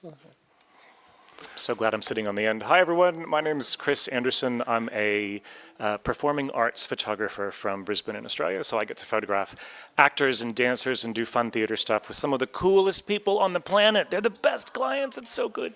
And I do a lot of, for personal work, a lot of weird abstract portraiture. Weird is probably my jam. This is my 5th Iris Awards that I've been to and judged at, which is excellent, and I super love it here. So that's me. Cool. Thank you, Chris. Jackie? Hi, yeah, Jackie Rankin. This is probably my 23rd Iris Awards, and something like that, since 2004. When Mike Langford and myself came over to New Zealand and set up a kind of school of photography down in Queenstown for 15 years, we taught people how to use a digital camera when they first came out, and we had support by Canon to do all that. So we love Canon, and that's a great thing. And that relationship continues on today. And I've won a few awards over the years. It's made me a grandmaster with a couple of bars, and love judging this category because it does have so many pushing edges, so creative ideas that you can do, and the ripping prints and multiple exposures, and do whatever you can, but it still has to come down to something that's emotive and that presses other people's buttons. Okay, thank you, Jackie. Catherine? Kia ora everyone, I'm Catherine Katanak. I'm a portrait and fine art photographer based here in Wellington. I'm a Grand Master with the NZIPP. I've shot weddings, portraits, fine art stuff, events, documentary, sort of across the board, and I am lucky enough to get invited to judge a really wide range of images, of categories here at IRIS, which I really enjoy. I think this is about my 10th year of judging. I am an ex-president as well of the NZIPP. I was, had the honour of being the president through the COVID period, which was really fantastic challenge. It was, gold. Okay, thanks, Catherine. Francis? And hello, this is Frances Suter. I'm from sunny Queensland. I'm based in Brisbane, where it's nice and warm. I do run a boutique portrait wedding studio there, but I'm also super, super passionate about landscape photography, abstract and architecture photography. I've also done a few awards over the years in Australia, but also internationally, in New Zealand, but also other places in the world. I am super excited to be here in Christchurch at the IRIS Awards. It's the first time I'm here in person and I really enjoy it. And everyone is very welcoming and it's a very exciting event. So thank you very much for having me. Okay, thank you, Francis. Janine? Hi, I'm Janine Fletcher. I am from Central Otago, where it's not so warm as Queensland. In Ranfurly, in the heart of the Maniatoto district, I have my own gallery where I print and frame all of my own work, which is, I'm very fortunate.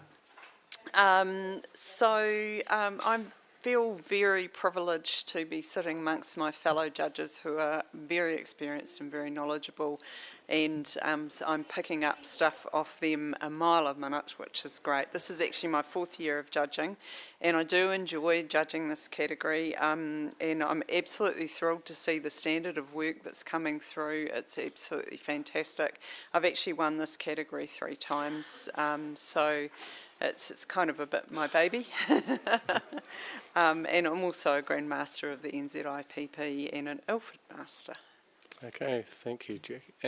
We might do Bex as well. Everybody else seems to have disappeared. Oh, Andy, sorry.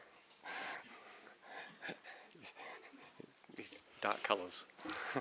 Hi, I'm Rebecca Kempton. I am a Master of Photography distinction with 2 bars. I am a commercial and portrait photographer and fine art photographer. I live in a little town called Greytown. I think it has about 2,500 people and probably know all of them.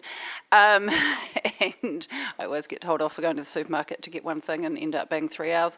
And I also opened the Greytown Art Gallery a couple of years ago with another photographer, Esther Bunning, and another artist, and I'm absolutely loving the art journey and the fine art journey and learning about that and sort of delving into that world. I love my time at IRIS Awards judging and rewarding beautiful work, and I'm always inspired by the creativity and what I see, and just being around all these incredible people with lots of talent. It's super fun. And yeah, so that's a bit about me. Okay, thanks, Rebecca. And finally, Andy. Hey team, my name's Andy Campbell. I'm from Melbourne, Australia. You lovely people have flown me all the way over here to judge a few prints today and give a presentation tomorrow on deep space astrophotography. Certainly looking forward to that. So anyone who loves space, looking up and asking themselves questions about the universe should come along. It'll be fun. And yeah, I'm a Grand Master in Australia and a fellow here in NZ. And thanks for coming. And a quick question. What's the quick question? Turning into a long question. Nah, we'll leave it till tomorrow. Okay. Thanks for that. Okay, just before we get started on the digitals, Francis, can you just swap out with Bex, please? Oh, and Simone, can you just do your quick 2-second bio? Just very quickly, just so people know what's going on. Who's talking? Hi, I'm Simone. I'm a wedding photographer in Otipoti, Dunedin. I'm a Grand Master with the NZIPP, and I've got a lot of interest in different genres as well. That's probably why I'm fortunate enough to be here. I've been a category finalist quite a few times in different genres like nature and landscape and wedding, and I've won a few of those categories as well, especially nature. And yeah, having a lovely time here. You guys have to come down and see the actual prints for yourselves. It just absolutely will blow your mind if you can get here to next time, where we're going to be. Okay, thanks team. Now let's rock into this digital imagery. So first one prints up, so if judges can go and have a look at that. It was there.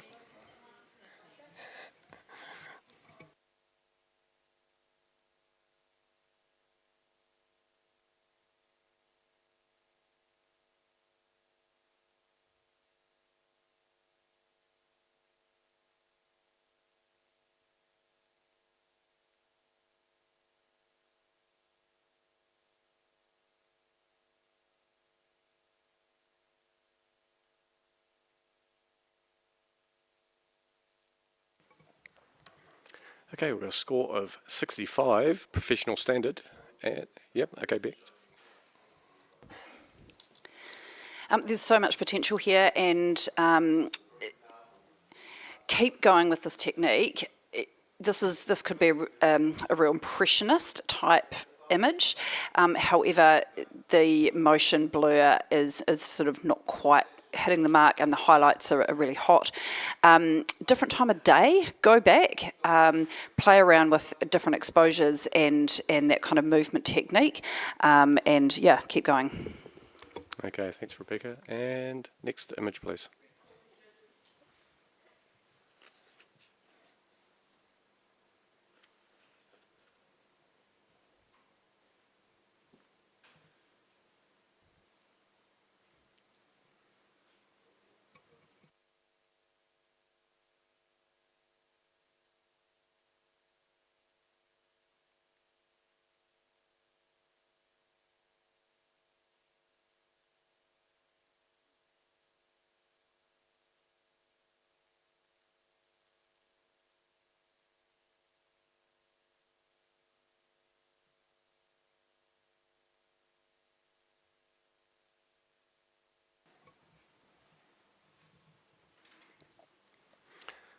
We have a score of 80, which is a silver award.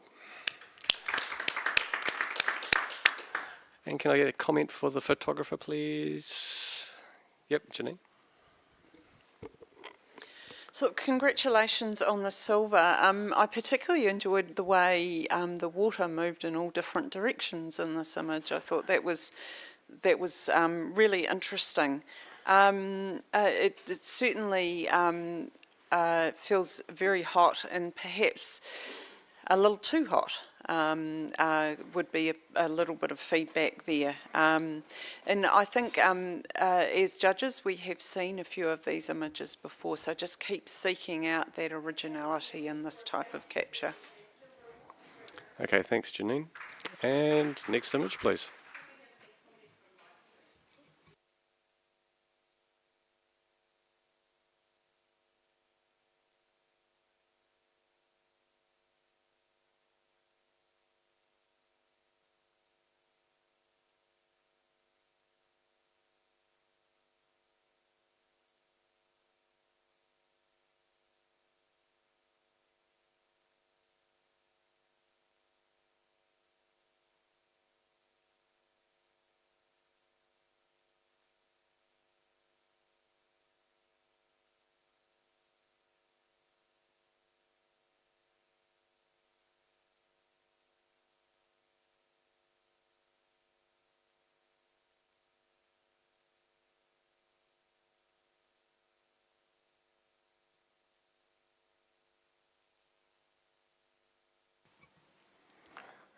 We have a score of 80, which is a silver award. Can I get a comment for the photographer? Yeah, Jackie. Oh, sorry. Sorry, that was a crack of the mic. It's a great aerial looking down on these iridescent blues and oranges, but down the bottom of the frame, it's a very bright area that pulls your eye down there. So a bit of control of that, and I think you'll get it into the higher scoring range. Okay, thank you, Jackie. And can we have the next image, please?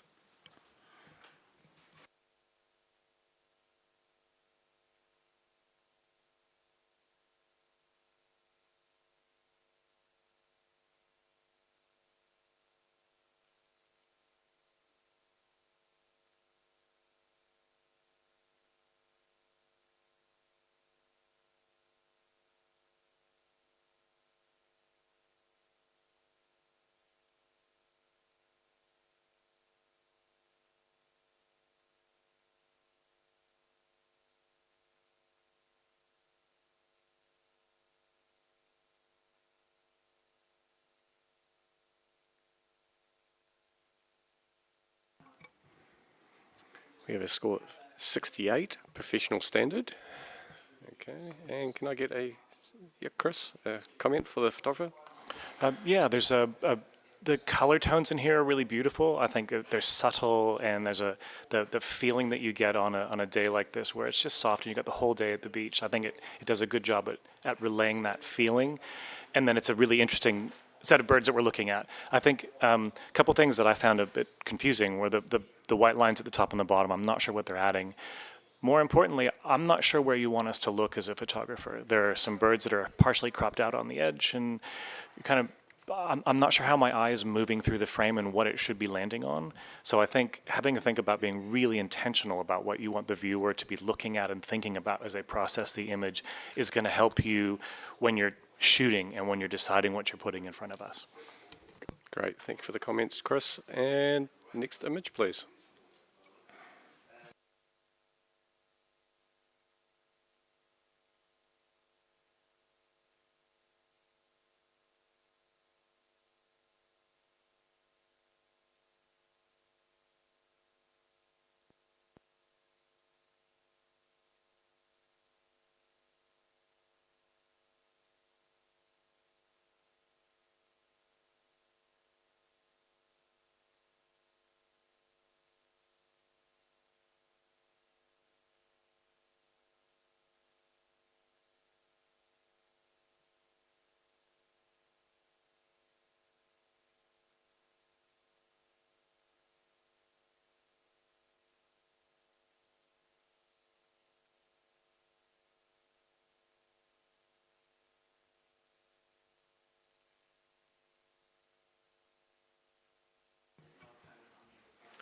We have a score of 75, which is a bronze award.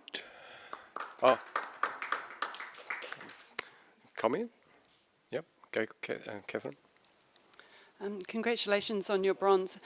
There's some real magic going on in these reflections and these blades, and I think for me, actually taking away the context and the explanation for the distortion and just diving right into that world and cropping in, if that's at all possible, would be really magic and elevate the image even further. Okay, thank you for that, Catherine. And Catherine, we're just going to give you a bit of a break because you've been on for a while. So Simone, jump on in. And just while they're doing that little change, I'll just remind the audience here that you can actually vote for your favourite judge. So if there's a judge that has that you've quite liked their comments or whatnot, you can go and vote for the Ian Poole Award. There's a voting box out in the foyer there somewhere apparently. So go and make your vote, and they get to win a very nice award. Okay, so let's move on to the next image.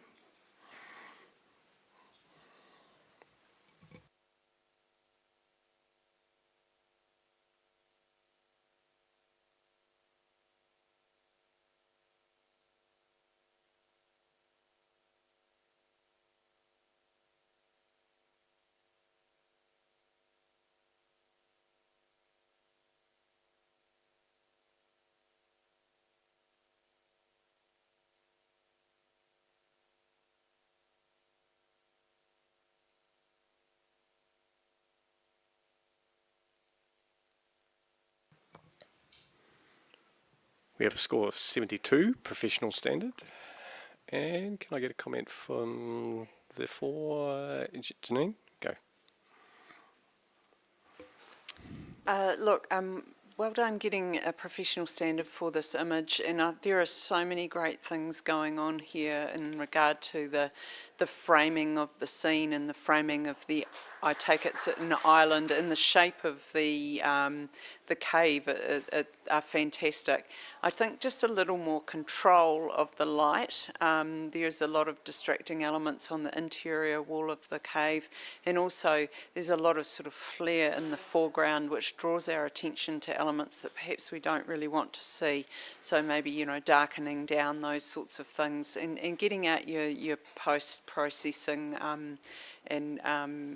would certainly help. Okay, thank you for the comments, Janine. And next image, please.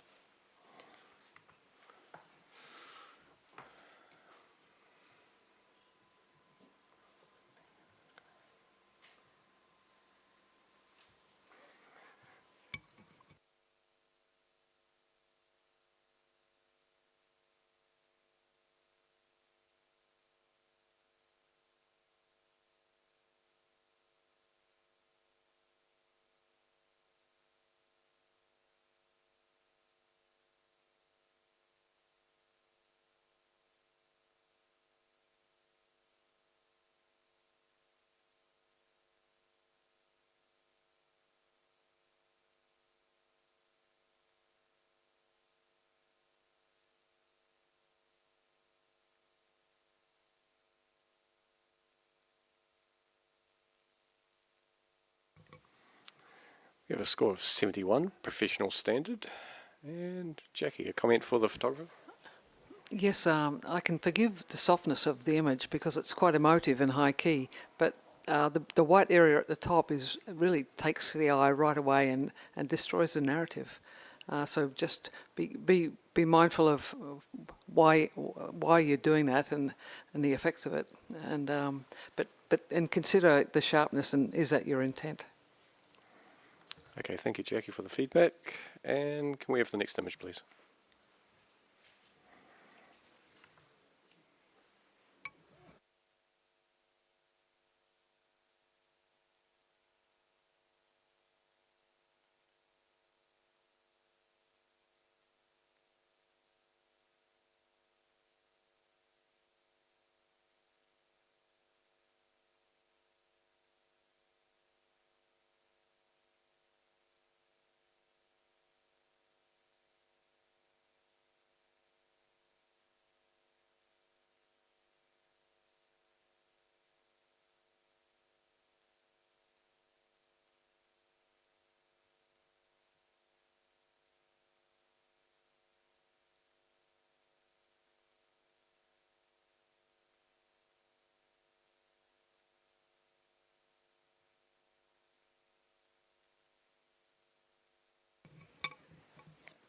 We have a score of 74, professional standard.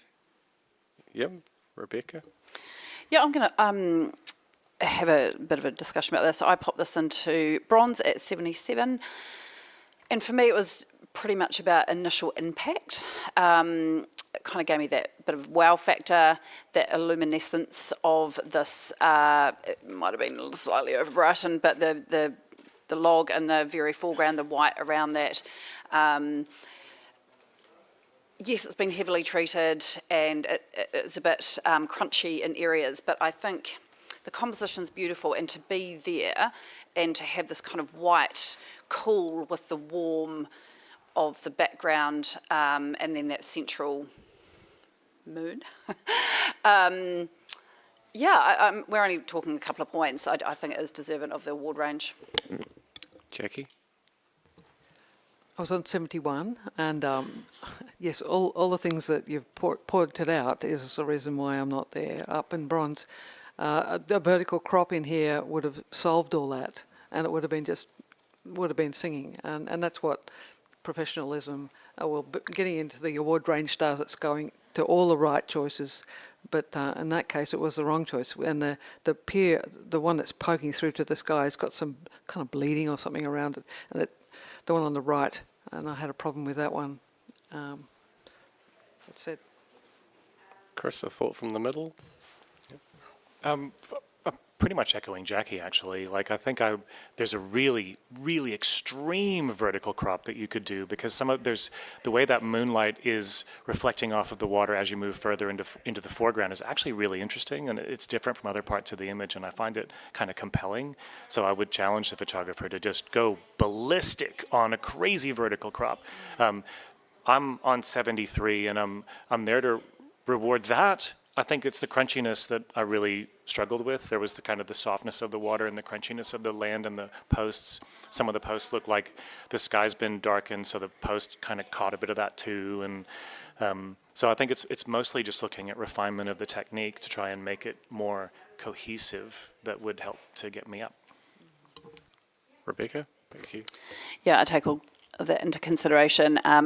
What the photographer has brought here and has done deliberately is centred that moonlight with that pier bang on in the centre. They've been very deliberate about where they've placed themselves and camera, and the kind of, yes, I think a vertical crop would be so strong. I do think that this huge wide crop does give you that expanse and that kind of volume of water and that feeling with that kind of shiny moonlight. But hey, let's see how we go. Okay, let's rescore, judges.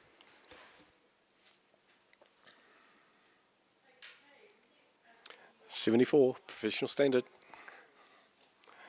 Okay. Thanks for that. And can we have the next image, please?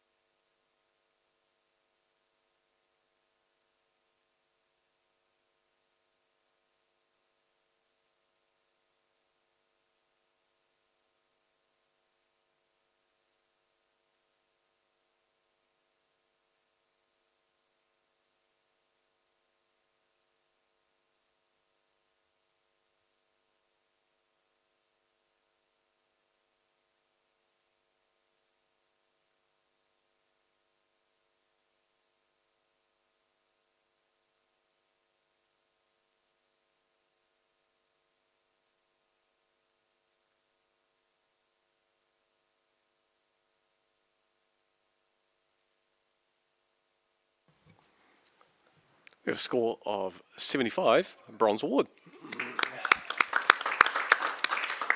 All right, can I get a comment, Chris?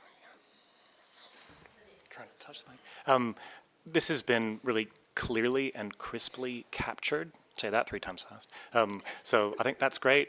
I actually think there's a bunch of really cool images hiding in this image. I think this is about finding a crop that, I feel like this crop is a documentary crop. It's showing us what it looks like in real life, and it's giving us maximal information. There are areas in this that are worth zooming in on and exploring. The very bottom left-hand corner has lovely gradations of texture that I love. Towards the top right, middle-ish, there's some really strong color coming through, almost like a bird of paradise. I feel like if you explore this image and crop in, assuming you have the ability to do that, there are areas that will reward you with really compelling images more than the one that we get if it's just the full crop as it is. Okay, thank you for the feedback, Chris. And can we have the next image, please?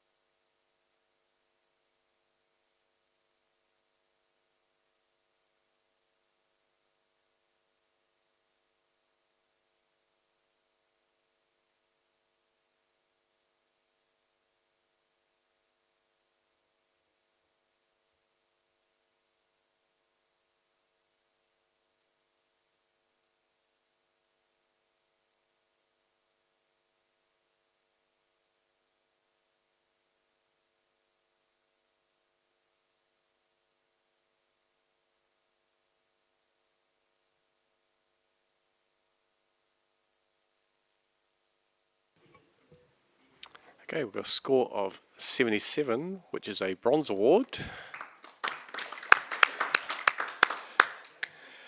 And can we get a comment for the photographer, please? Janine, yep. Congratulations to the photographer here. Look, I completely appreciate what the photographer is attempting to do here and to capture this landscape and these birds in a different way. I think it has, there's certainly elements of success here, which is why we've awarded it a bronze, but I'm assuming this is a composite, and the scale of the birds as you sort of move down the frame, it's sort of perhaps lacking a bit of authenticity, and I apologise if this has happened in camera. But yeah, it's just working on perhaps less birds might work better, and giving us perhaps that feeling of believability. Okay, thank you, Janine, for that comment. And can we have the next image, please?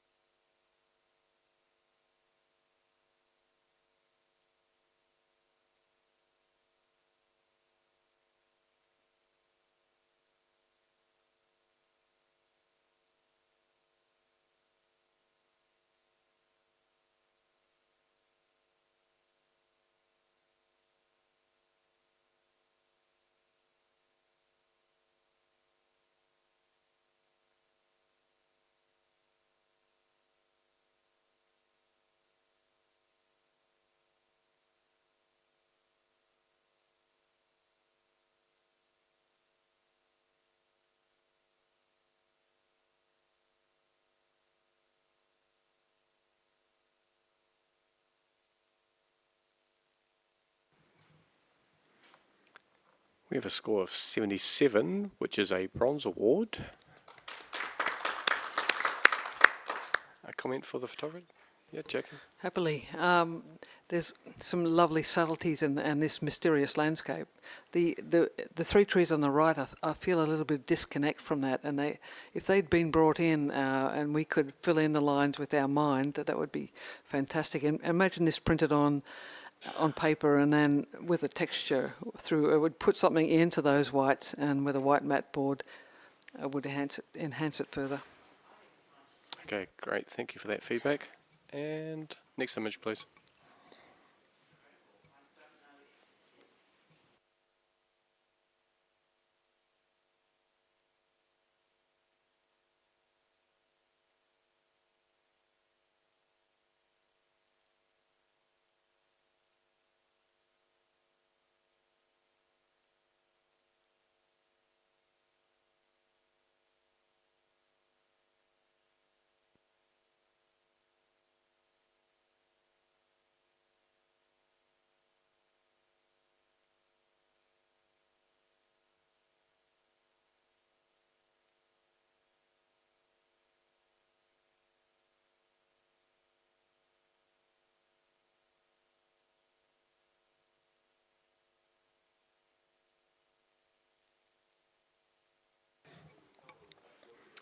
We have a score of 74, professional standard.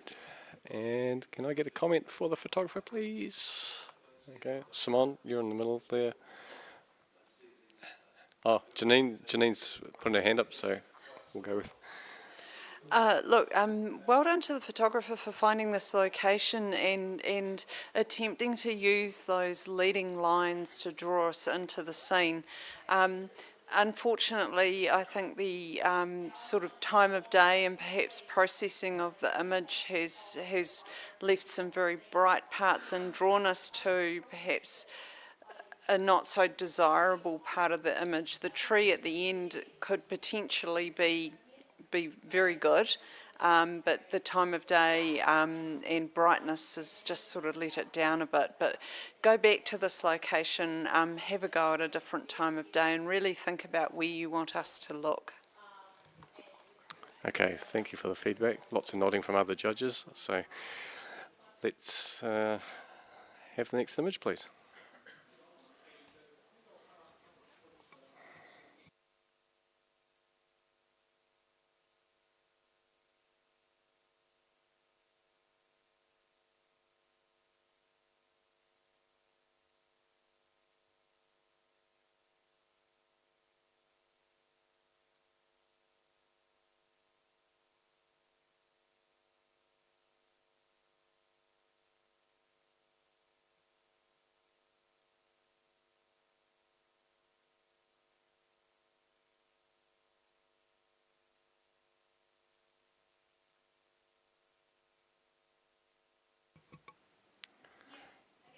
We currently have a score of 71, or initial score of 71. However, Janine, you've got a automatic challenge.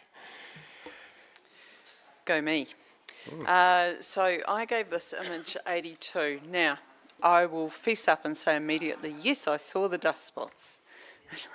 So let's get that out of the way. But what I was really rewarding was to take the scene and to do it differently. And so we've got the movement of the colony underneath, and you can see the yellowness of their heads and everything. And they look like a cloud, and that this bird is floating above a cloud, but it's actually floating above all its mates. And the placement of the bird is quite a brave choice, but I personally like it, giving it a fair amount of headroom there, and I think that makes that colony and that cloud underneath, it gives it a little room to breathe. And draw our attention to it. So I'd love to hear why people are not up a wee bit further. Rebecca, you know I'm coming to you.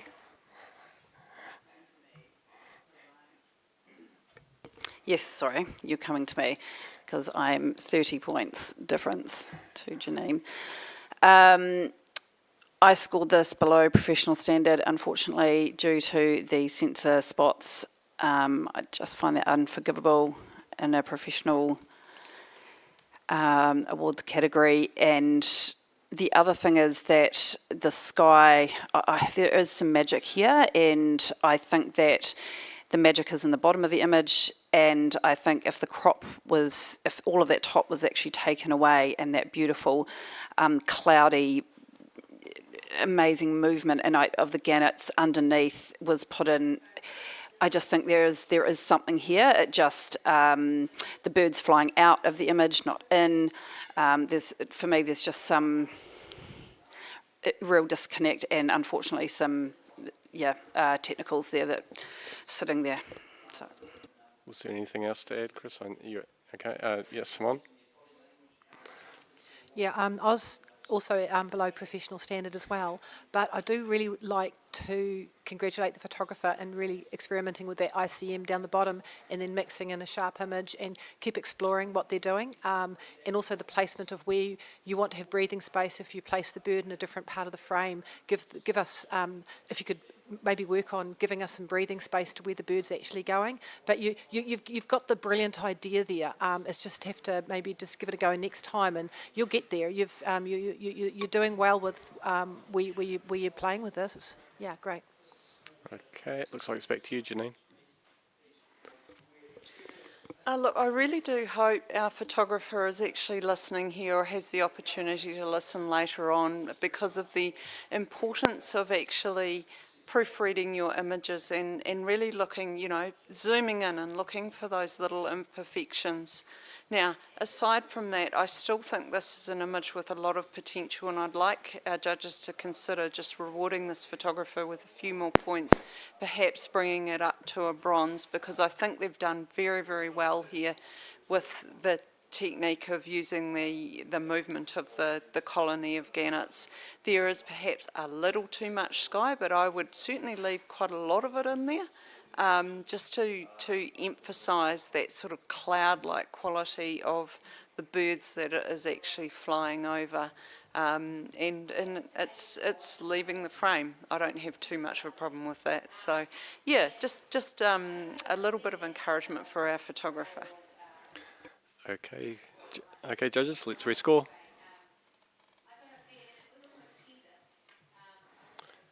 Okay, plenty of conversation. Remains 71, professional standard. Okay, now just for the last hurrah, the last few images, we're going to just change Chris out, and Andy, you can come in.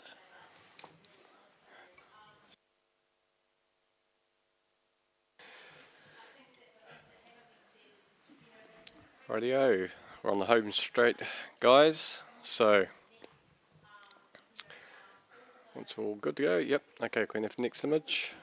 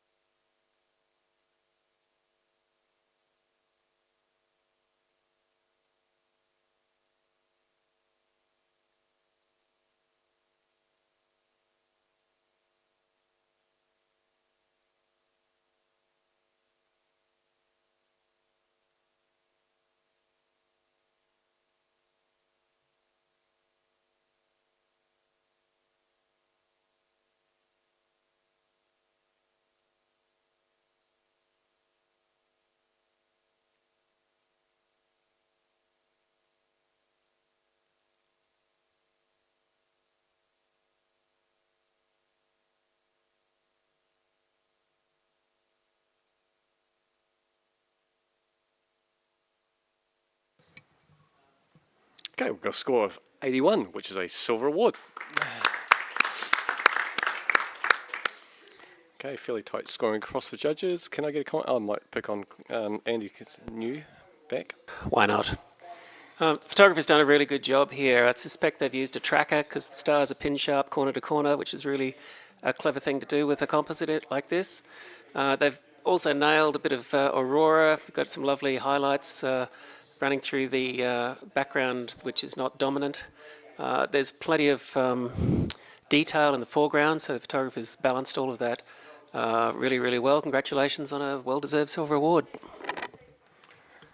Okay, thank you, Andy, for that. And can we have the next image, please?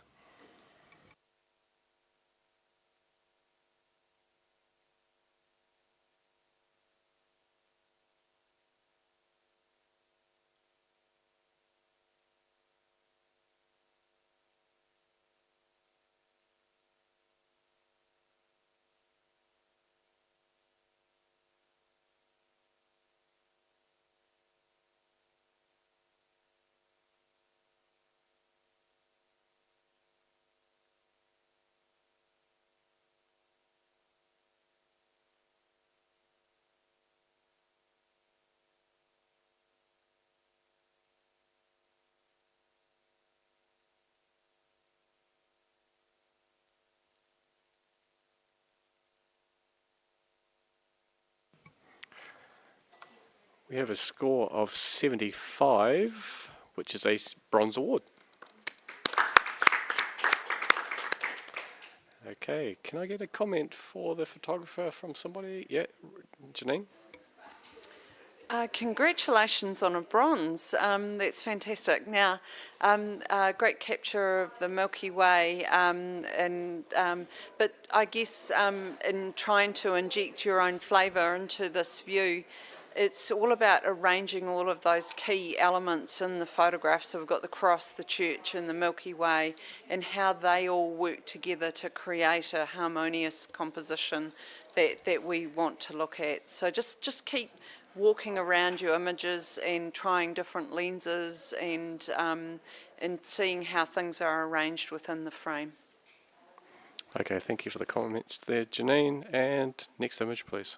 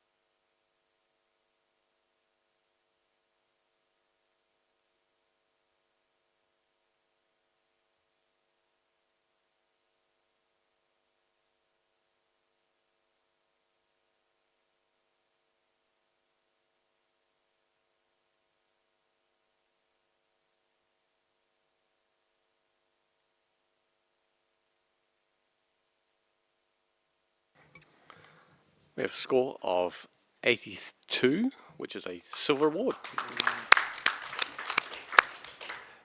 And can I get a comment? Okay, yep, let's go, Andy. Yeah, I think the photographer's done a great job here. It's somewhat evocative of Superman's, what's he call it? Fortress of Solitude, that thing on the left-hand side. It's fantastic. The way that the photographer's brought that there. They've framed it really, really well. We're sort of led through the image. Touch of softness in the background, which may have been addressed, which might have lifted it up even further with the score, and maybe just a little bit darker on the right-hand side, but we're kind of nitpicking a bit here. Congratulations on your silver award.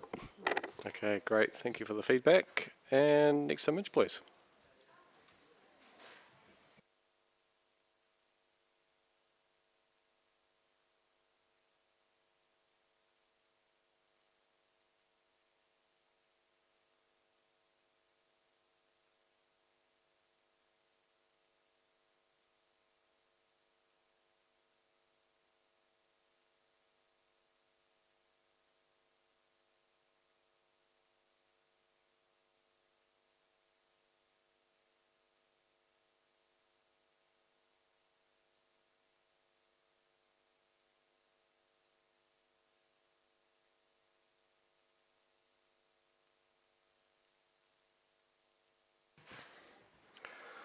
We have a score of 74, professional standard.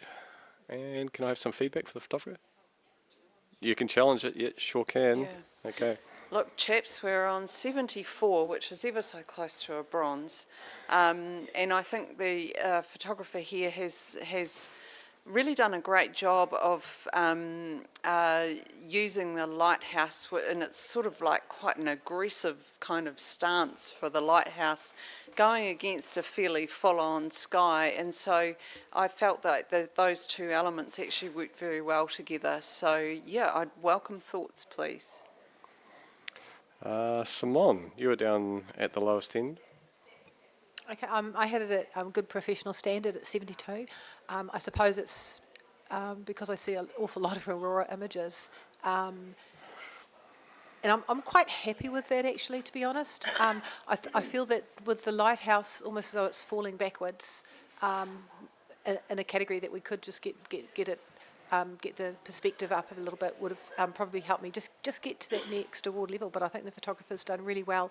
I love the fact that they have not saturated the back of the sky into a false blue. They've done really well there. So yeah, I think I might just stay where I am. Okay, be remiss to ask the astrophotographer, Andy. Good. Oh, pop. I hear what you're saying, and I'd like to reward this a bit more. I've got a couple of concerns, though, on a technical level. The stars aren't sharp. I'd like to have seen them in focus, and I think the lighthouse itself is too dominant. It's overlit, in my opinion, for a lighthouse that's not actually lit. There's no light coming from the lighthouse. And so I guess, you know, you put all those things together and it's kind of like the building blocks are there, the idea's there, but I'm not sure the award's there yet. I just want to say I'm in support of this on a 75. It's 1 point we're looking for. I see the power in this image. I think the perspective is it's very deliberate, and I actually think that works because it just really brings you straight in there, and it makes you, you know, this lighthouse stands strong. It has to be there to help ships come in. It has to be that really dominant figure there, and I think for that it deserves a bronze. Okay, Janine. You're well said, Bex. I think intention is the word here. I think the photographer intentionally set out to have the lighthouse falling back like this, so it's sort of standing there with its hands on its hips, and we're looking from on the ground. And with regard to the astrophotographer, I get that might be a work in astrophotography, sorry. I get that may be a work in progress, but what I think the photographer has definitely done here is put their own stamp on this landscape and done very well with it. I think it would be remiss not to reward them with a bronze. Okay, let's rescore, judges.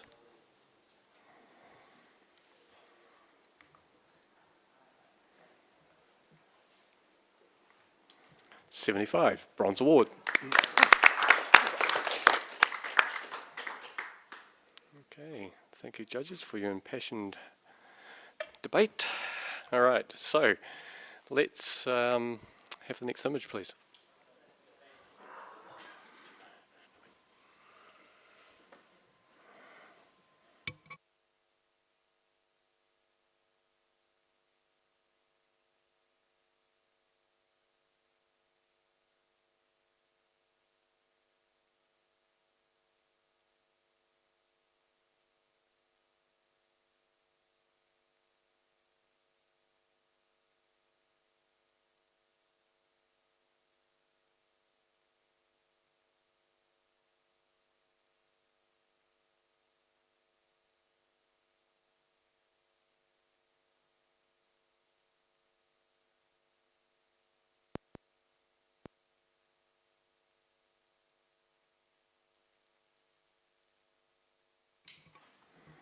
We have a score of 70, professional standard.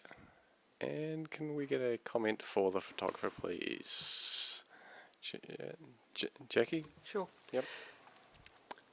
The texture layer in here is a great way of putting something into the sky and giving us that little bit more to think about it, as does the blue and the pinky colour. But it's really hard to work out why it's there.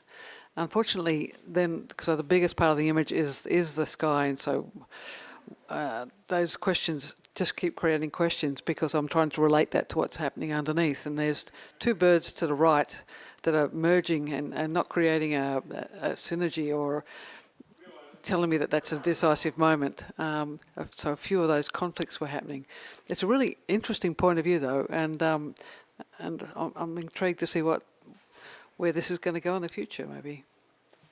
Okay, great. Thank you for the comments, Jackie. And can we have the next image, please?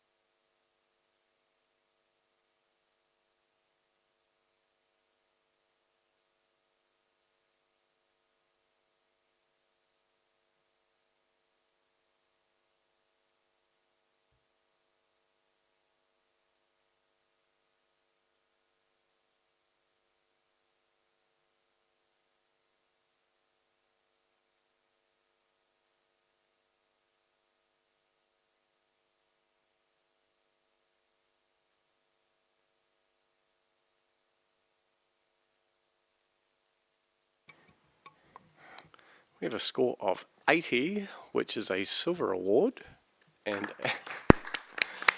Andy would like to challenge this. Sorry about that. Yes, I would. Thank you very much for the chance to talk to this one. What I'm seeing here is like a forest. It's beautiful. The top-down view is presenting us with, I guess, an aerial view of a bunch of rivers, but it's much more than that because those colours are really well seen and chosen. The photographer's done a great job of selecting that centre one with that blue, which is holding our attention right there in the middle. As we work our way outwards, there's almost an opalescent quality to some of the other colours there. And it's transcendent a little bit, this one, because you sort of really get that. It's almost like a little cameo brooch you could make out of this. It's really very pretty. So let's talk about this some more. Simone, you're down the other end of the scoring. Yeah, I'm at 76, a bronze, and I'm definitely listening to you. I suppose I didn't have a sense of direction where I was supposed to go. I didn't have the emotive feeling. I couldn't get the feeling, although I absolutely adore the colours. Those rich golds and oranges into the blues are just stunning. So I'm definitely listening. Jackie, you seem to like it a little bit. Yeah, I scored 82, and I think it's because we haven't been pushed into looking at one specific spot too long. We do transcend and go right through this canvas of from left to right, and those colours are very intentional and very painted-like. You know, this is the artist coming through, and those shapes are dancing across the screen. Okay, any other thoughts? All right, looks like it's back to you, Andy. Well, there's a serpentine-like quality to this one as well that I think Jackie's just led us to take on board. And also there's some wonderful textures in there. I mean, you get close into that and it's, there's a bit of depth within that in what, is obviously a fairly two-dimensional view. As far as bringing it to where your eye should go, I mean, that blue is just holding me perfectly. I'm very comfortable there and I'd really encourage you guys, what's this one scored currently? We're currently on 80. 80. Come on, team, it's the last image. Let's get it up there. Rightio, let's rescore, judges.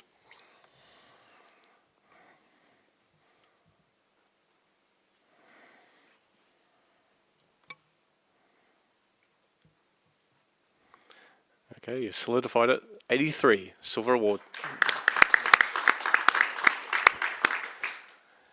Okay, so that is us. That is our Landscape Creative category sponsored by Rothbury Insurance Brokers. That is the end for 2025. I'd like to say a big thank you to the judges. Please also don't disappear. We need you for your finals judging. Thank you to the print judges, print handlers, etc. that were out the back for the majority of the time. Of course, honours for all their work, and thank you for the audience for their participation. Okay. And Thank you one very more much. thing, We'll thank see you you, later. huge thank you to the panel chairs. You guys are incredible. You're the hardest workers. You keep going. We get breaks, you don't get breaks. And Kia you're ora. juggling a lot of balls. So, yeah, big kudos to you guys. Okay, thank you. Kia ora.